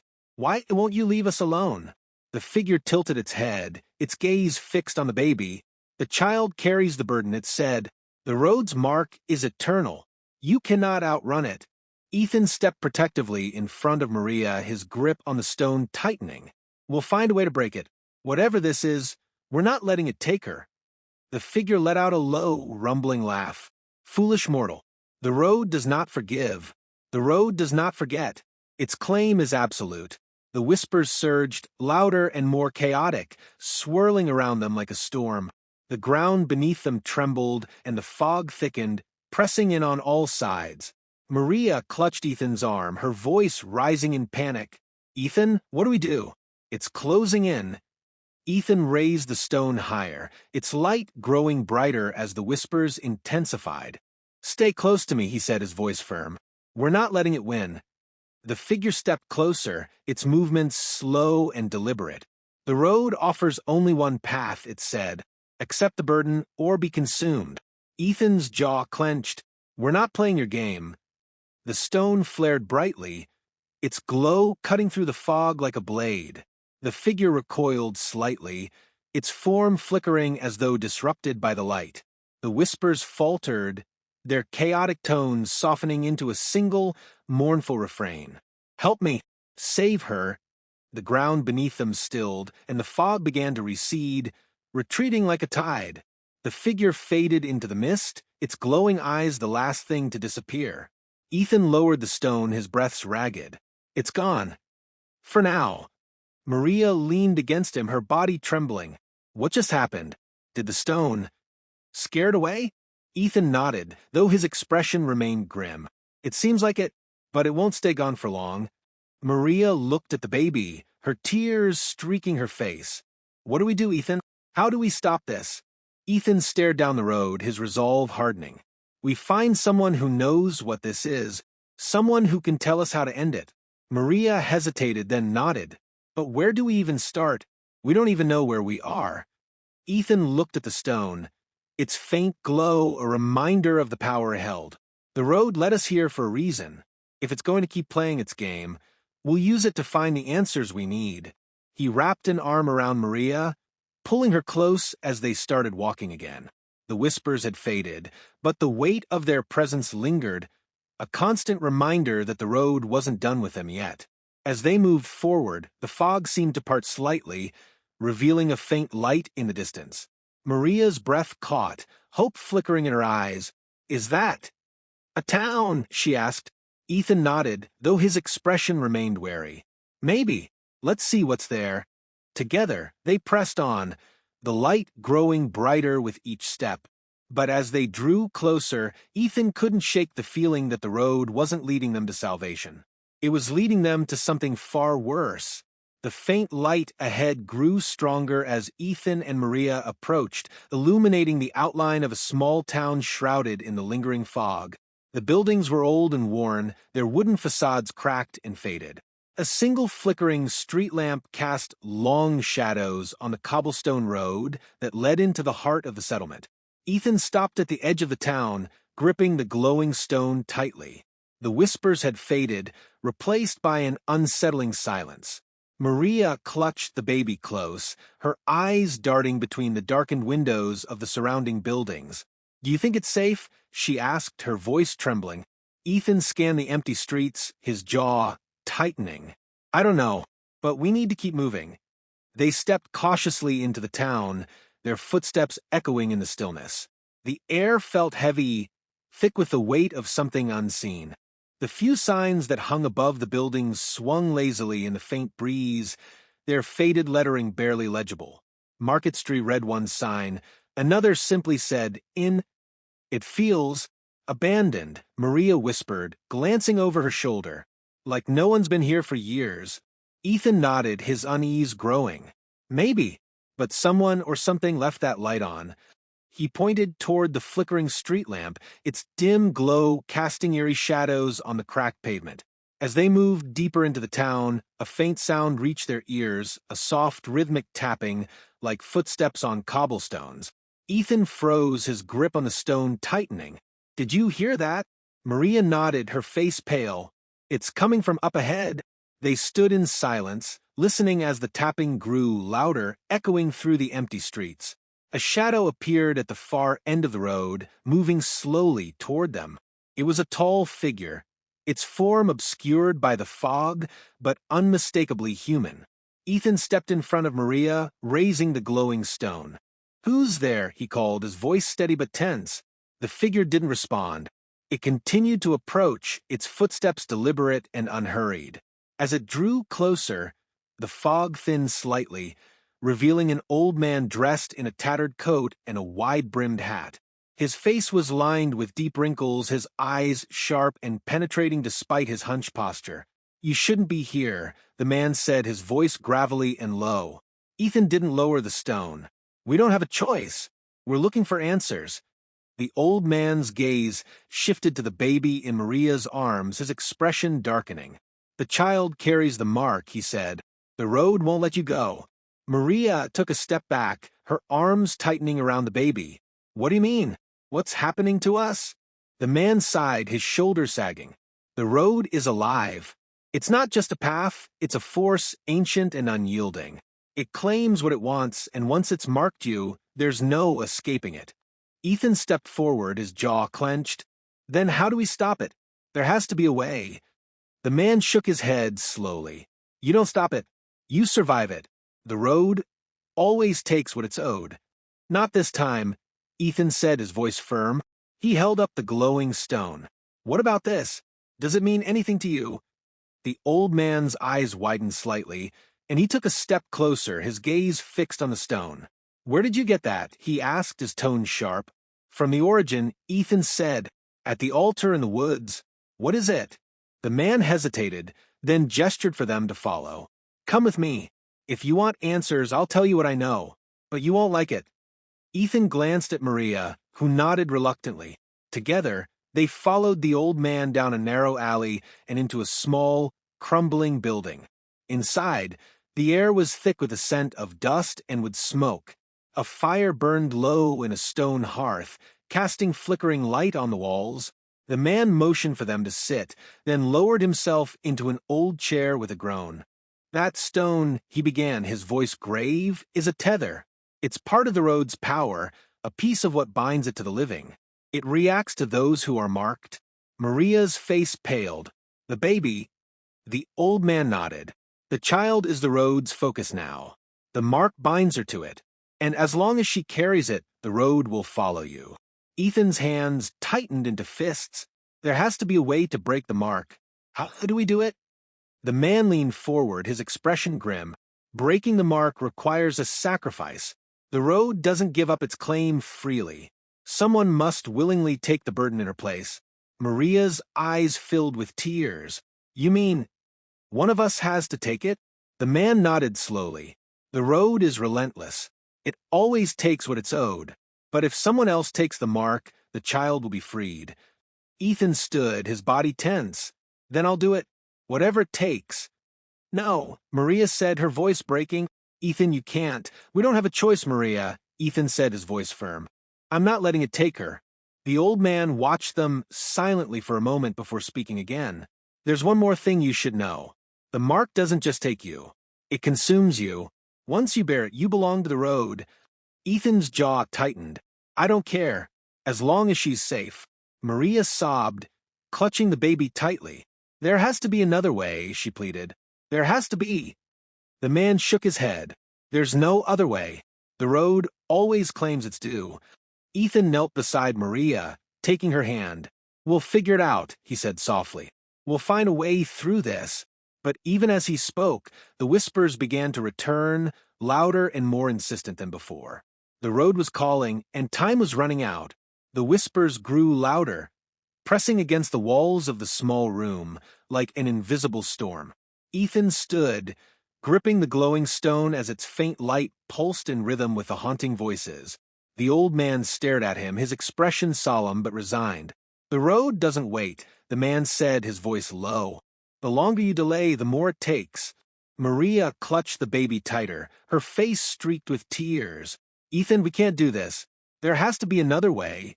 Ethan turned to her, his heart breaking at the fear in her eyes. "If there's another way, we don't know it yet," he said, his voice trembling. "I can't let the road take her, Maria. I won't." The old man cleared his throat, drawing their attention. "There's one thing you need to know," he said, his gaze fixed on Ethan. "If you take the mark, it doesn't just bind you to the road. It changes you. The longer you carry it, the less of yourself you'll have. You'll become something else." Ethan's jaw tightened, the weight of the decision settling heavily on his shoulders. "How do I do it?" he asked, ignoring Maria's gasp of protest. The old man gestured to the glowing stone. "The tether is already in your hand. You must willingly offer yourself to the road. It will accept the bargain, and the mark will transfer." Maria stood abruptly, her tears replaced by anger. "No, this is insane. We're not doing this, Ethan. There has to be another way." Ethan turned to her, his voice breaking. "Maria, I have to. If I don't, the road will take her." Maria shook her head, backing away. "You don't know that. What if it takes all of us? What if this doesn't work?" "I can't take that chance," Ethan said, his voice firm. "If there's even a chance to save her, I have to try." The old man watched them silently, his eyes dark with understanding. "The road doesn't lie," he said finally. "It always claims what it's owed. But a willing sacrifice can shift its focus." Maria's hands shook as she turned to the old man. "Why are you telling us this? Why aren't you helping us stop it?" The man sighed, his expression weary. "Because you can't stop the road. You can only survive it. I've seen what happens to those who try to fight it. They don't come back." The whispers grew louder, filling the room with their mournful refrain. "Help me. Save her. The burden must be carried." Ethan knelt beside Maria, taking her free hand in his. "I need you to trust me," he said softly. "This is the only way to protect her." Maria's tears spilled over, and she shook her head. "I can't lose you, Ethan. I can't do this without you." Ethan's own tears blurred his vision, but he forced himself to stay strong. "You won't lose me," he said, though he didn't believe it himself. "I'll find a way back to you." Maria sobbed, her resolve crumbling. "Ethan, please." The old man stood, his presence looming over them. "The road is waiting," he said. "If you're going to do this, it must be now." Ethan stood, his grip on the stone tightening. He turned to the old man. "What do I have to do?" The man gestured to the doorway. "Go to the edge of the road. Stand where the fog begins. Hold the stone and speak your intent. The road will do the rest." Maria cried out, clutching Ethan's arm. "Don't do this, Ethan. Please don't." Ethan gently pulled away, his heart breaking with every step. "Take care of her," he said, his voice shaking. "Keep her safe." He walked to the doorway, the whispers growing deafening as he approached the road. The fog swirled at the edges, a living presence that seemed to wait for him. Maria followed, standing in the doorway with the baby. "Ethan," she screamed, her voice raw. "Don't leave us." Ethan turned, his tears falling freely. "I love you," he said, his voice barely audible over the whispers. He stepped into the fog, the glowing stone in his hand flaring brightly. The whispers surged, overlapping and chaotic, as the fog swallowed him whole. Maria collapsed to her knees, sobbing uncontrollably as the old man watched in silence. The baby in her arms let out a small cry, its voice cutting through the oppressive stillness. And then the whispers stopped. The road was silent. Maria looked up, her tears blurring her vision. The fog had receded, and the oppressive weight in the air was gone. But so was Ethan. The air was still, unnaturally so, as Maria knelt on the ground, cradling the baby to her chest. The oppressive fog had vanished, retreating into the void it came from, but its absence brought no relief. The road before her stretched out, empty and unyielding, and Ethan was gone. Maria's tears fell freely, her chest heaving with sobs.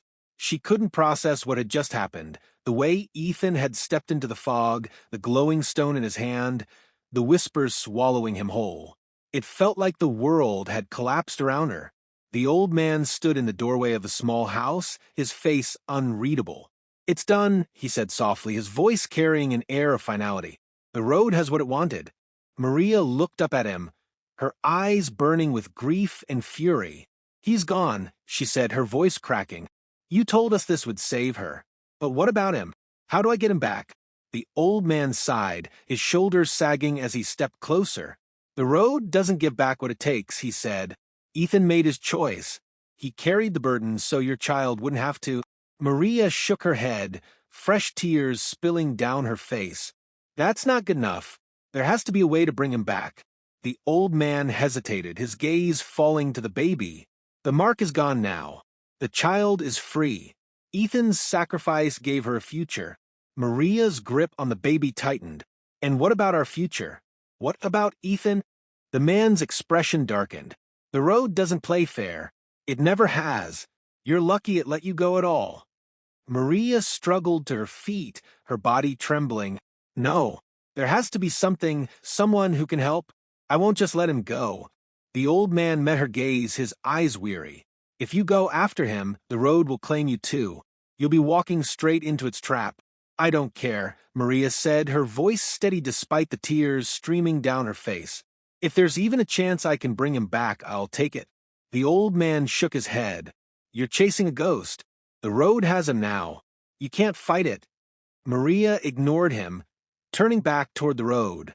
She stared at the endless stretch of asphalt, the fog lingering at its edges like a silent sentinel. Her heart ached with the weight of her loss, but a spark of determination flared within her. "Maria, don't," the man warned, his tone sharp. "You'll only make it worse." Maria turned to him, her eyes blazing. "He saved us. He gave everything to protect our daughter. I can't just walk away." The old man's face softened, but his voice remained firm. "If you go back onto that road, there's no guarantee you'll find him. And if you do, he won't be the same." Maria hesitated, her gaze shifting to the baby in her arms. The child's face was peaceful now, its small body no longer trembling. Ethan had done this. He had given their daughter a chance at life. But the thought of moving on without him was unbearable. The old man took a step back toward the house. "Stay here," he said. "Rest. If you still want to go after him in the morning, I won't stop you." Maria didn't respond. She stared down the road, the silence pressing against her like a weight. Finally, she turned and followed the old man back into the house, her mind racing. That night, Maria lay awake in the small, cold room the old man had offered her. The baby slept beside her, its tiny breaths a fragile comfort in the stillness. Maria's mind replayed Ethan's final moments over and over, the look in his eyes, the way he had stepped into the fog without hesitation. She finally drifted into a restless sleep, her dreams filled with shadows and whispers. In her dream, she was back on the road, the fog pressing in on all sides. Ethan's voice called out to her, faint and distant. "Maria, help me." She turned, searching the fog, but he was nowhere to be seen. The whispers surrounded her, growing louder and more desperate. "The road takes what it is owed. The burden must be carried." Maria woke with a start, her heart racing. The room was silent, the baby still asleep beside her. But the dream had left an impression, a sense of urgency that she couldn't ignore. She sat up, her hands trembling as she reached for the glowing stone Ethan had left behind. It still pulsed faintly, its light dim but steady. Maria stared at it, her mind made up. As dawn broke, Maria stood at the edge of the road, the baby secured in a makeshift carrier on her back. The old man watched her from the doorway, his expression somber. "You're making a mistake," he said, his voice heavy with resignation. "The road will take you too." Maria turned to him, her face set with determination.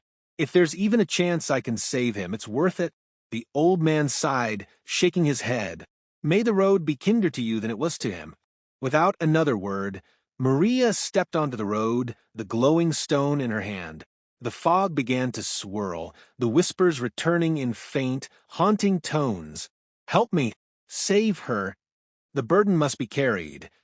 Maria took a deep breath and walked forward, her heart pounding. She didn't know what lay ahead, but she knew one thing for certain: she wasn't giving up on Ethan. Not now. Not ever. The fog thickened almost immediately as Maria stepped onto the road, the swirling gray tendrils enveloping her like a living thing. The whispers grew louder, weaving through the silence with a sinister rhythm. The glowing stone in her hand pulsed faintly, its light barely penetrating the gloom. Maria tightened the strap of the carrier, holding the baby on her back, her resolve hardening. "Ethan," she whispered, her voice trembling, "I'm coming for you." The road stretched out endlessly before her, the darkness pressing in from all sides. Every step felt heavier, the weight of the whispers growing stronger. "Help me! Save her! The burden must be carried." Maria clutched the stone tighter, her knuckles white. "You're not taking him," she said through gritted teeth. "I don't care what it costs." The whispers faltered for a moment as if her defiance had surprised them. Then they returned, louder and more insistent, overlapping in chaotic tones that made her head throb. The fog seemed to pulse with their rhythm, shifting and swirling as though alive. The ground beneath her feet began to tremble, and Maria stopped, her breath catching. The asphalt cracked and splintered, glowing lines of light appearing like veins in the earth. Ahead, a figure began to form, a shadowy silhouette that emerged from the fog with deliberate slowness. Maria's heart pounded as the figure came into focus. It was Ethan, or at least it looked like him. His face was pale, his eyes hollow, and his movements unnatural, as if he were being pulled forward by an unseen force. "Maria," the figure said, its voice a distorted echo of Ethan's. "You shouldn't have come." Maria's breath hitched, tears welling in her eyes. "Ethan, is it really you?" The figure tilted its head, its expression unreadable. "I'm what's left of him," it said. "The road takes Maria. It doesn't get back." Maria shook her head, stepping closer. "No, you're still here. I can save you." The figure's eyes flared with a faint, unnatural light. "Save me? You can't even save yourself. The road has you now." The whispers surged, louder and more chaotic, drowning out Maria's thoughts. She stumbled back, her grip on the stone faltering. The fog closed in tighter, and the ground beneath her feet cracked further, glowing with an ominous light. Maria shouted over the noise, her voice raw. "I don't care what the road wants. You're coming back with me." The figure stopped, its head snapping toward her. For a brief moment, the hollow light in its eyes dimmed, and Ethan's voice broke through the distortion. "Maria, run." The words were barely audible over the cacophony, but they struck her like a blow. Maria shook her head, tears streaming down her face. "I'm not leaving you," she screamed. The figure recoiled, its form flickering like a faulty projection. The whispers faltered again, replaced by an eerie silence that pressed against her ears. Maria stepped forward, her voice trembling but firm. "You're still in there. I know you are." The glowing stone in her hand flared brighter, its light cutting through the fog. The cracks in the road pulsed with the same rhythm, as though responding to the stone's energy. The figure, Ethan, flinched, its movements jerky and unnatural.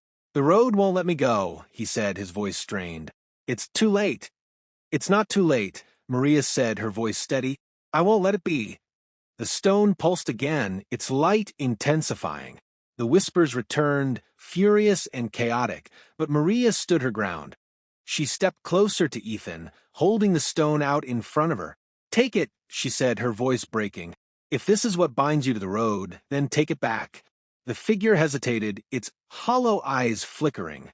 The fog around them swirled violently, the ground trembling as the cracks widened. The whispers screamed in protest, their voices overlapping in a deafening roar. "Help me! Save her! The burden must be carried." Ethan's form flickered again, and for a moment Maria saw his real face, tired, pained, but unmistakably his. He reached out, his hand trembling as it hovered over the stone. "Maria," he said softly, his voice filled with regret. "I'm sorry." He grasped the stone, and the light exploded, blinding them both. When Maria opened her eyes, the road was gone. She was standing in a vast, empty expanse of gray, the fog swirling faintly around her. Ethan stood before her, his form solid but faintly translucent, as if he were caught between two worlds. "Ethan," she whispered, reaching for him. He shook his head, his eyes filled with sorrow. "You shouldn't have come, Maria.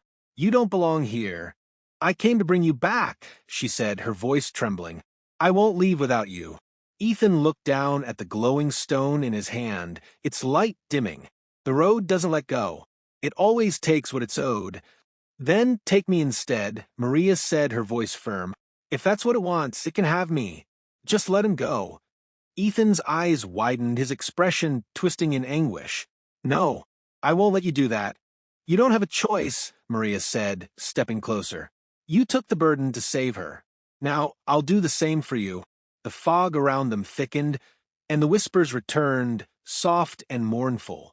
The glowing stone began to pulse again, its light growing stronger. Ethan grabbed Maria's arms, his voice breaking. You have to leave. You have to take her and go. Don't let the road take you too. Maria shook her head, tears streaming down her face. I can't leave you, Ethan. I won't. The whispers swirled around them, their voices merging into a single, haunting refrain. The road takes what it is owed. The burden must be carried. Ethan looked at her, his expression softening. Then we'll face it together. The glowing stone flared, and the whispers rose into a deafening roar as the fog consumed them both. The fog swallowed them, thick and impenetrable. Maria clung to Ethan, her grip firm despite the icy chill radiating from his translucent form. The glowing stone in Ethan's hand pulsed violently, the rhythm erratic, as though the road itself was deciding their fate. The whispers surged, overlapping and chaotic, filling the void around them. The road takes what it is owed.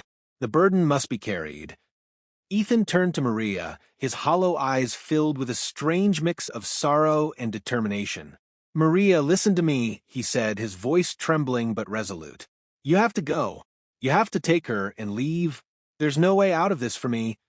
Maria shook her head, her tears falling freely. No, I didn't come all this way just to lose you again. We'll find a way. We'll figure it out together. Ethan placed a hand on her cheek, his touch faint but warm. You've already done enough. You saved her. You gave her a future. That's all that matters. The whispers grew louder, the ground beneath them trembling as the fog began to close in tighter. The glowing stone flared, its light cutting through the darkness, and the whispers faltered. Maria grabbed Ethan's hands, her voice desperate. I won't let the road take you. If it wants someone, it can have me. I'll take the burden. Just let him go. Ethan's expression twisted in anguish, and he shook his head. No, Maria, I won't let you. You have to live. You have to be there for her. The whispers quieted, and a single voice, deep and resonant, emerged from the fog. A choice has been made. The road does not forgive. The road does not forget. The fog swirled around them, and the cracks in the ground beneath their feet began to glow. The glowing stone in Ethan's hand pulsed one final time, then shattered, the light extinguishing in an instant. The whispers grew deafening, and the voice boomed again. The burden will be carried. The debt will be paid. Maria screamed as the fog surged toward her, pulling at her like a living thing. Ethan pushed her away, his translucent form solidifying for just a moment. Go, he shouted. Get her out of here. Maria stumbled back, the force of the fog pressing against her. She reached for Ethan, her voice breaking. Ethan, no! The fog wrapped around him, and his form began to fade. Ethan turned to her one last time, his eyes filled with love and regret. I love you, he said softly, his voice barely audible over the roar of the whispers. And then he was gone. Maria collapsed onto the cracked ground, the fog receding as quickly as it had come. The air grew still, the whispers fading into a haunting silence. The road stretched out before her, empty and lifeless. She screamed Ethan's name, her voice echoing into the void. But there was no response, only the oppressive quiet of the cursed road. The baby stirred on her back, its small cries pulling her from the depths of her despair. Maria turned, her body trembling, and lifted the child into her arms. The baby's tiny face was tear-streaked but peaceful, and Maria's heart ached with the weight of what they had lost. She stood slowly, her legs shaking, and looked back at the road one last time. The glowing cracks had faded, the fog dissipating into the distance. It was as if the road had claimed what it wanted and was now content to let her go. But Maria wasn't content. Not by a long shot. Back in the old man's house, Maria sat by the dim fire, staring at the remnants of the glowing stone. The fragments shimmered faintly, their light flickering like dying embers. She held one of the pieces in her hand, its warmth a cruel reminder of what she had lost. The old man watched her from the corner of the room, his expression heavy with sorrow. "He gave everything to save you," he said softly. "To save her. Don't let his sacrifice be in vain." Maria didn't look up. "It's not enough," she said, her voice flat. "It's not enough for him to be gone. He didn't deserve this." The old man sighed, shaking his head. "The road doesn't care about what's fair. It only takes." Maria's hand tightened around the fragment. "Then I'll make it give him back." The man's eyes widened slightly. "You can't fight the road, Maria. No one can." She turned to him, her expression fierce. "Watch me." The old man hesitated, then leaned forward, his voice dropping to a whisper. "If you're serious about this, there might be a way. But it's dangerous. You'll be risking everything." "I don't care," Maria said, her voice firm. "Tell me." The man nodded slowly, his gaze somber. "There's a place beyond the road, deeper than the fog. They call it the void. It's where the road's power comes from. If you can reach it, you might have a chance to bring him back. But no one who's gone there has ever returned." Maria stood, the baby in her arms. "Then I'll be the first." The old man's gaze softened, and he nodded. "If anyone can, it's you." Armed with the fragments of the glowing stone and the old man's cryptic guidance, Maria prepared to embark on her final journey.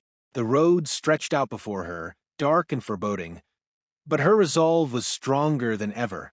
With the baby securely strapped to her back, she stepped onto the road once more. The whispers returned immediately, faint and mocking, but she ignored them. She had one goal, and nothing, not even the road, would stop her. The fog thickened, the shadows shifting around her as the road began to change. The ground beneath her feet grew darker, the cracks glowing faintly with an eerie light. The air grew colder, and the whispers grew louder. But Maria pressed on. "Ethan," she whispered, her voice steady, "I'm coming." The road twisted and turned, the fog closing in tighter with each step. The whispers grew chaotic, overlapping in a maddening chorus. But Maria's determination didn't waver. She followed the faint light of the stone fragments, their glow guiding her deeper into the heart of the road's power. And then, just as the old man had warned, she reached the edge of the void. It was unlike anything she had ever seen, a vast, endless chasm of swirling darkness, its depths illuminated by faint, flickering lights. The whispers were deafening here, a relentless cacophony that threatened to overwhelm her. Maria took a deep breath, her grip on the stone fragments tightening. "You took him from me," she said, her voice steady, "but I'm taking him back." And with that, she stepped into the void. The moment Maria stepped into the void, the world around her shifted violently. Gravity seemed to dissolve, and she felt weightless, as though she were floating in an endless sea of darkness. The swirling lights below her pulsed rhythmically, casting eerie shadows that danced across the abyss. The whispers were everywhere, louder than ever, piercing her mind with their chaotic refrain. "Help me! Save her! The burden must be carried." Maria clutched the baby tightly, her free hand gripping the shards of the glowing stone. The warmth of the fragments was her only anchor in the suffocating emptiness. Her steps were uncertain, but she forced herself to move forward, her eyes fixed on a faint light in the distance. "Ethan," she called, her voice trembling. "I'm coming. Hold on." The whispers seemed to shift in response, their tone growing sharper, almost angry. The darkness around her twisted and writhed, shapes forming and dissolving as if the void itself were alive. Ahead, the faint light grew stronger, resolving into the shape of a doorway, a massive, ancient archway carved from the same glowing material as the stone fragments. Symbols covered its surface, pulsing faintly in time with the light. Maria felt an inexplicable pull toward it, as though it were calling to her. "This has to be it," she whispered, her voice barely audible over the cacophony of whispers. As she stepped closer, the ground beneath her shifted, and the shadows around her coalesced into a familiar figure. Maria froze, her heart pounding as Ethan appeared before her, his translucent form glowing faintly in the void's unnatural light. "Maria," he said, his voice filled with sorrow, "you shouldn't be here." Maria's breath caught in her throat. "Ethan," she whispered, tears welling in her eyes, "I came to bring you back." Ethan shook his head, his gaze filled with anguish. "The road doesn't let go, Maria. You can't fight it. I don't care." Maria shouted, stepping closer. "You're still here. I can feel it. I'm not leaving without you." Ethan's form flickered, his expression darkening. "You don't understand. The road isn't just a place, it's a force. It takes everything. If you stay here, it will take you too." Maria held out the fragments of the glowing stone, their light flaring brightly. "I have these," she said, her voice trembling but defiant. "They're part of the road's power. I can use them to break its hold." Ethan's eyes widened slightly, a flicker of hope crossing his face. But then the whispers surged, and the void itself seemed to tremble. The archway pulsed with a blinding light, and the ground beneath Maria cracked, glowing with an ominous energy. "The road takes what it is owed. The burden must be carried." Ethan stepped back, his form dissolving slightly. "Maria, you have to leave. Take her and go. Don't let the road claim you too." Maria shook her head, tears streaming down her face. I can't do this without you." The whispers grew deafening, and the shadows around her shifted, forming monstrous shapes that loomed over her. The archway flared again, its symbols glowing brightly, and Maria felt an overwhelming force pulling at her. But she refused to back down. She clutched the baby tightly and stepped toward the archway, her voice steady despite the fear in her heart. "If the road wants to take me, it'll have to fight for me. I'm not leaving without Ethan." The glowing stone fragments in her hand flared brilliantly, their light cutting through the darkness. The monstrous shapes recoiled, their forms dissolving into the void. The archway trembled, its light growing unstable. Ethan's form solidified slightly, his eyes widening. "Maria, what are you doing?" Maria stepped closer to him, her hand outstretched. "We end this. Together." The void roared in protest, its whispers overlapping into a single, deafening voice. "You cannot defy the road. The burden must be carried. The debt must be paid." Maria stood her ground, the stone fragments glowing brighter with each passing second. "I'm not here to defy you," she said, her voice unwavering. "I'm here to make a bargain." The whispers faltered, the oppressive energy around her lessening slightly. The archway pulsed, its symbols dimming as though waiting for her next move. Maria turned to Ethan, her heart breaking at the pain in his eyes. "You carried the burden to save us. Now let me carry it to save you." Ethan's expression twisted in anguish. "Maria, no. I won't let you. You don't have a choice," Maria interrupted, her voice soft but firm. "I won't live without you, Ethan. I won't let her grow up without her father." The whispers returned, soft and almost curious. "The burden must be carried. A choice must be made." Maria stepped closer to the archway, her resolve unshakable. "I choose to carry it. Take me and let him go." The void trembled, and the archway flared with light. The whispers surged, their tone almost triumphant. "The choice is accepted. The burden will be carried." Ethan grabbed her arm, his translucent form growing more solid. "Maria, no. Don't do this." Maria turned to him, tears streaming down her face. "It's the only way, Ethan. I love you." The light from the archway engulfed them both, and Maria felt an overwhelming force pulling at her. The glowing stone fragments in her hand shattered, their light scattering into the void. The whispers faded, replaced by a deafening silence. And then everything went dark. When Maria opened her eyes, she was lying on the side of the road. The fog was gone, replaced by the soft, golden light of dawn. The baby stirred on her chest, letting out a soft cry that brought a small smile to her lips. She sat up slowly, her body aching, and looked around. The road stretched out before her, empty and still. There was no sign of the void, no sign of the glowing stone, and her heart ached, no sign of Ethan. Tears welled in her eyes as she cradled the baby. "I'm sorry," she whispered, her voice breaking. "I couldn't save him." A faint sound reached her ears, a soft, familiar voice. "Maria!" Her head snapped up and her breath caught. Ethan was standing a few feet away, his form solid and whole. His face was pale, but his eyes were filled with warmth. "Ethan," she whispered, her voice trembling, "is it really you?" He nodded, a small smile crossing his face. "You brought me back." Maria stumbled to her feet, the baby in her arms, and ran to him. She collapsed into his arms, sobbing as he held her tightly. "I thought I lost you," she said, her voice muffled against his chest. "You almost did," Ethan replied, his voice soft. "But you saved me. You saved us." They stood there for a long moment, holding each other as the morning light bathed the road in gold. The whispers were gone, the fog was gone, and for the first time in what felt like an eternity, the road was silent. Maria looked up at Ethan, her tears drying. "What happens now?" Ethan took her hand, his grip firm. "We go home, together."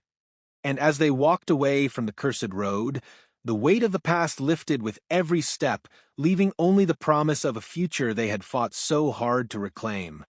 We've come to the end of the story. If you enjoyed it, please subscribe to my channel and share to loved ones. Thank you very much.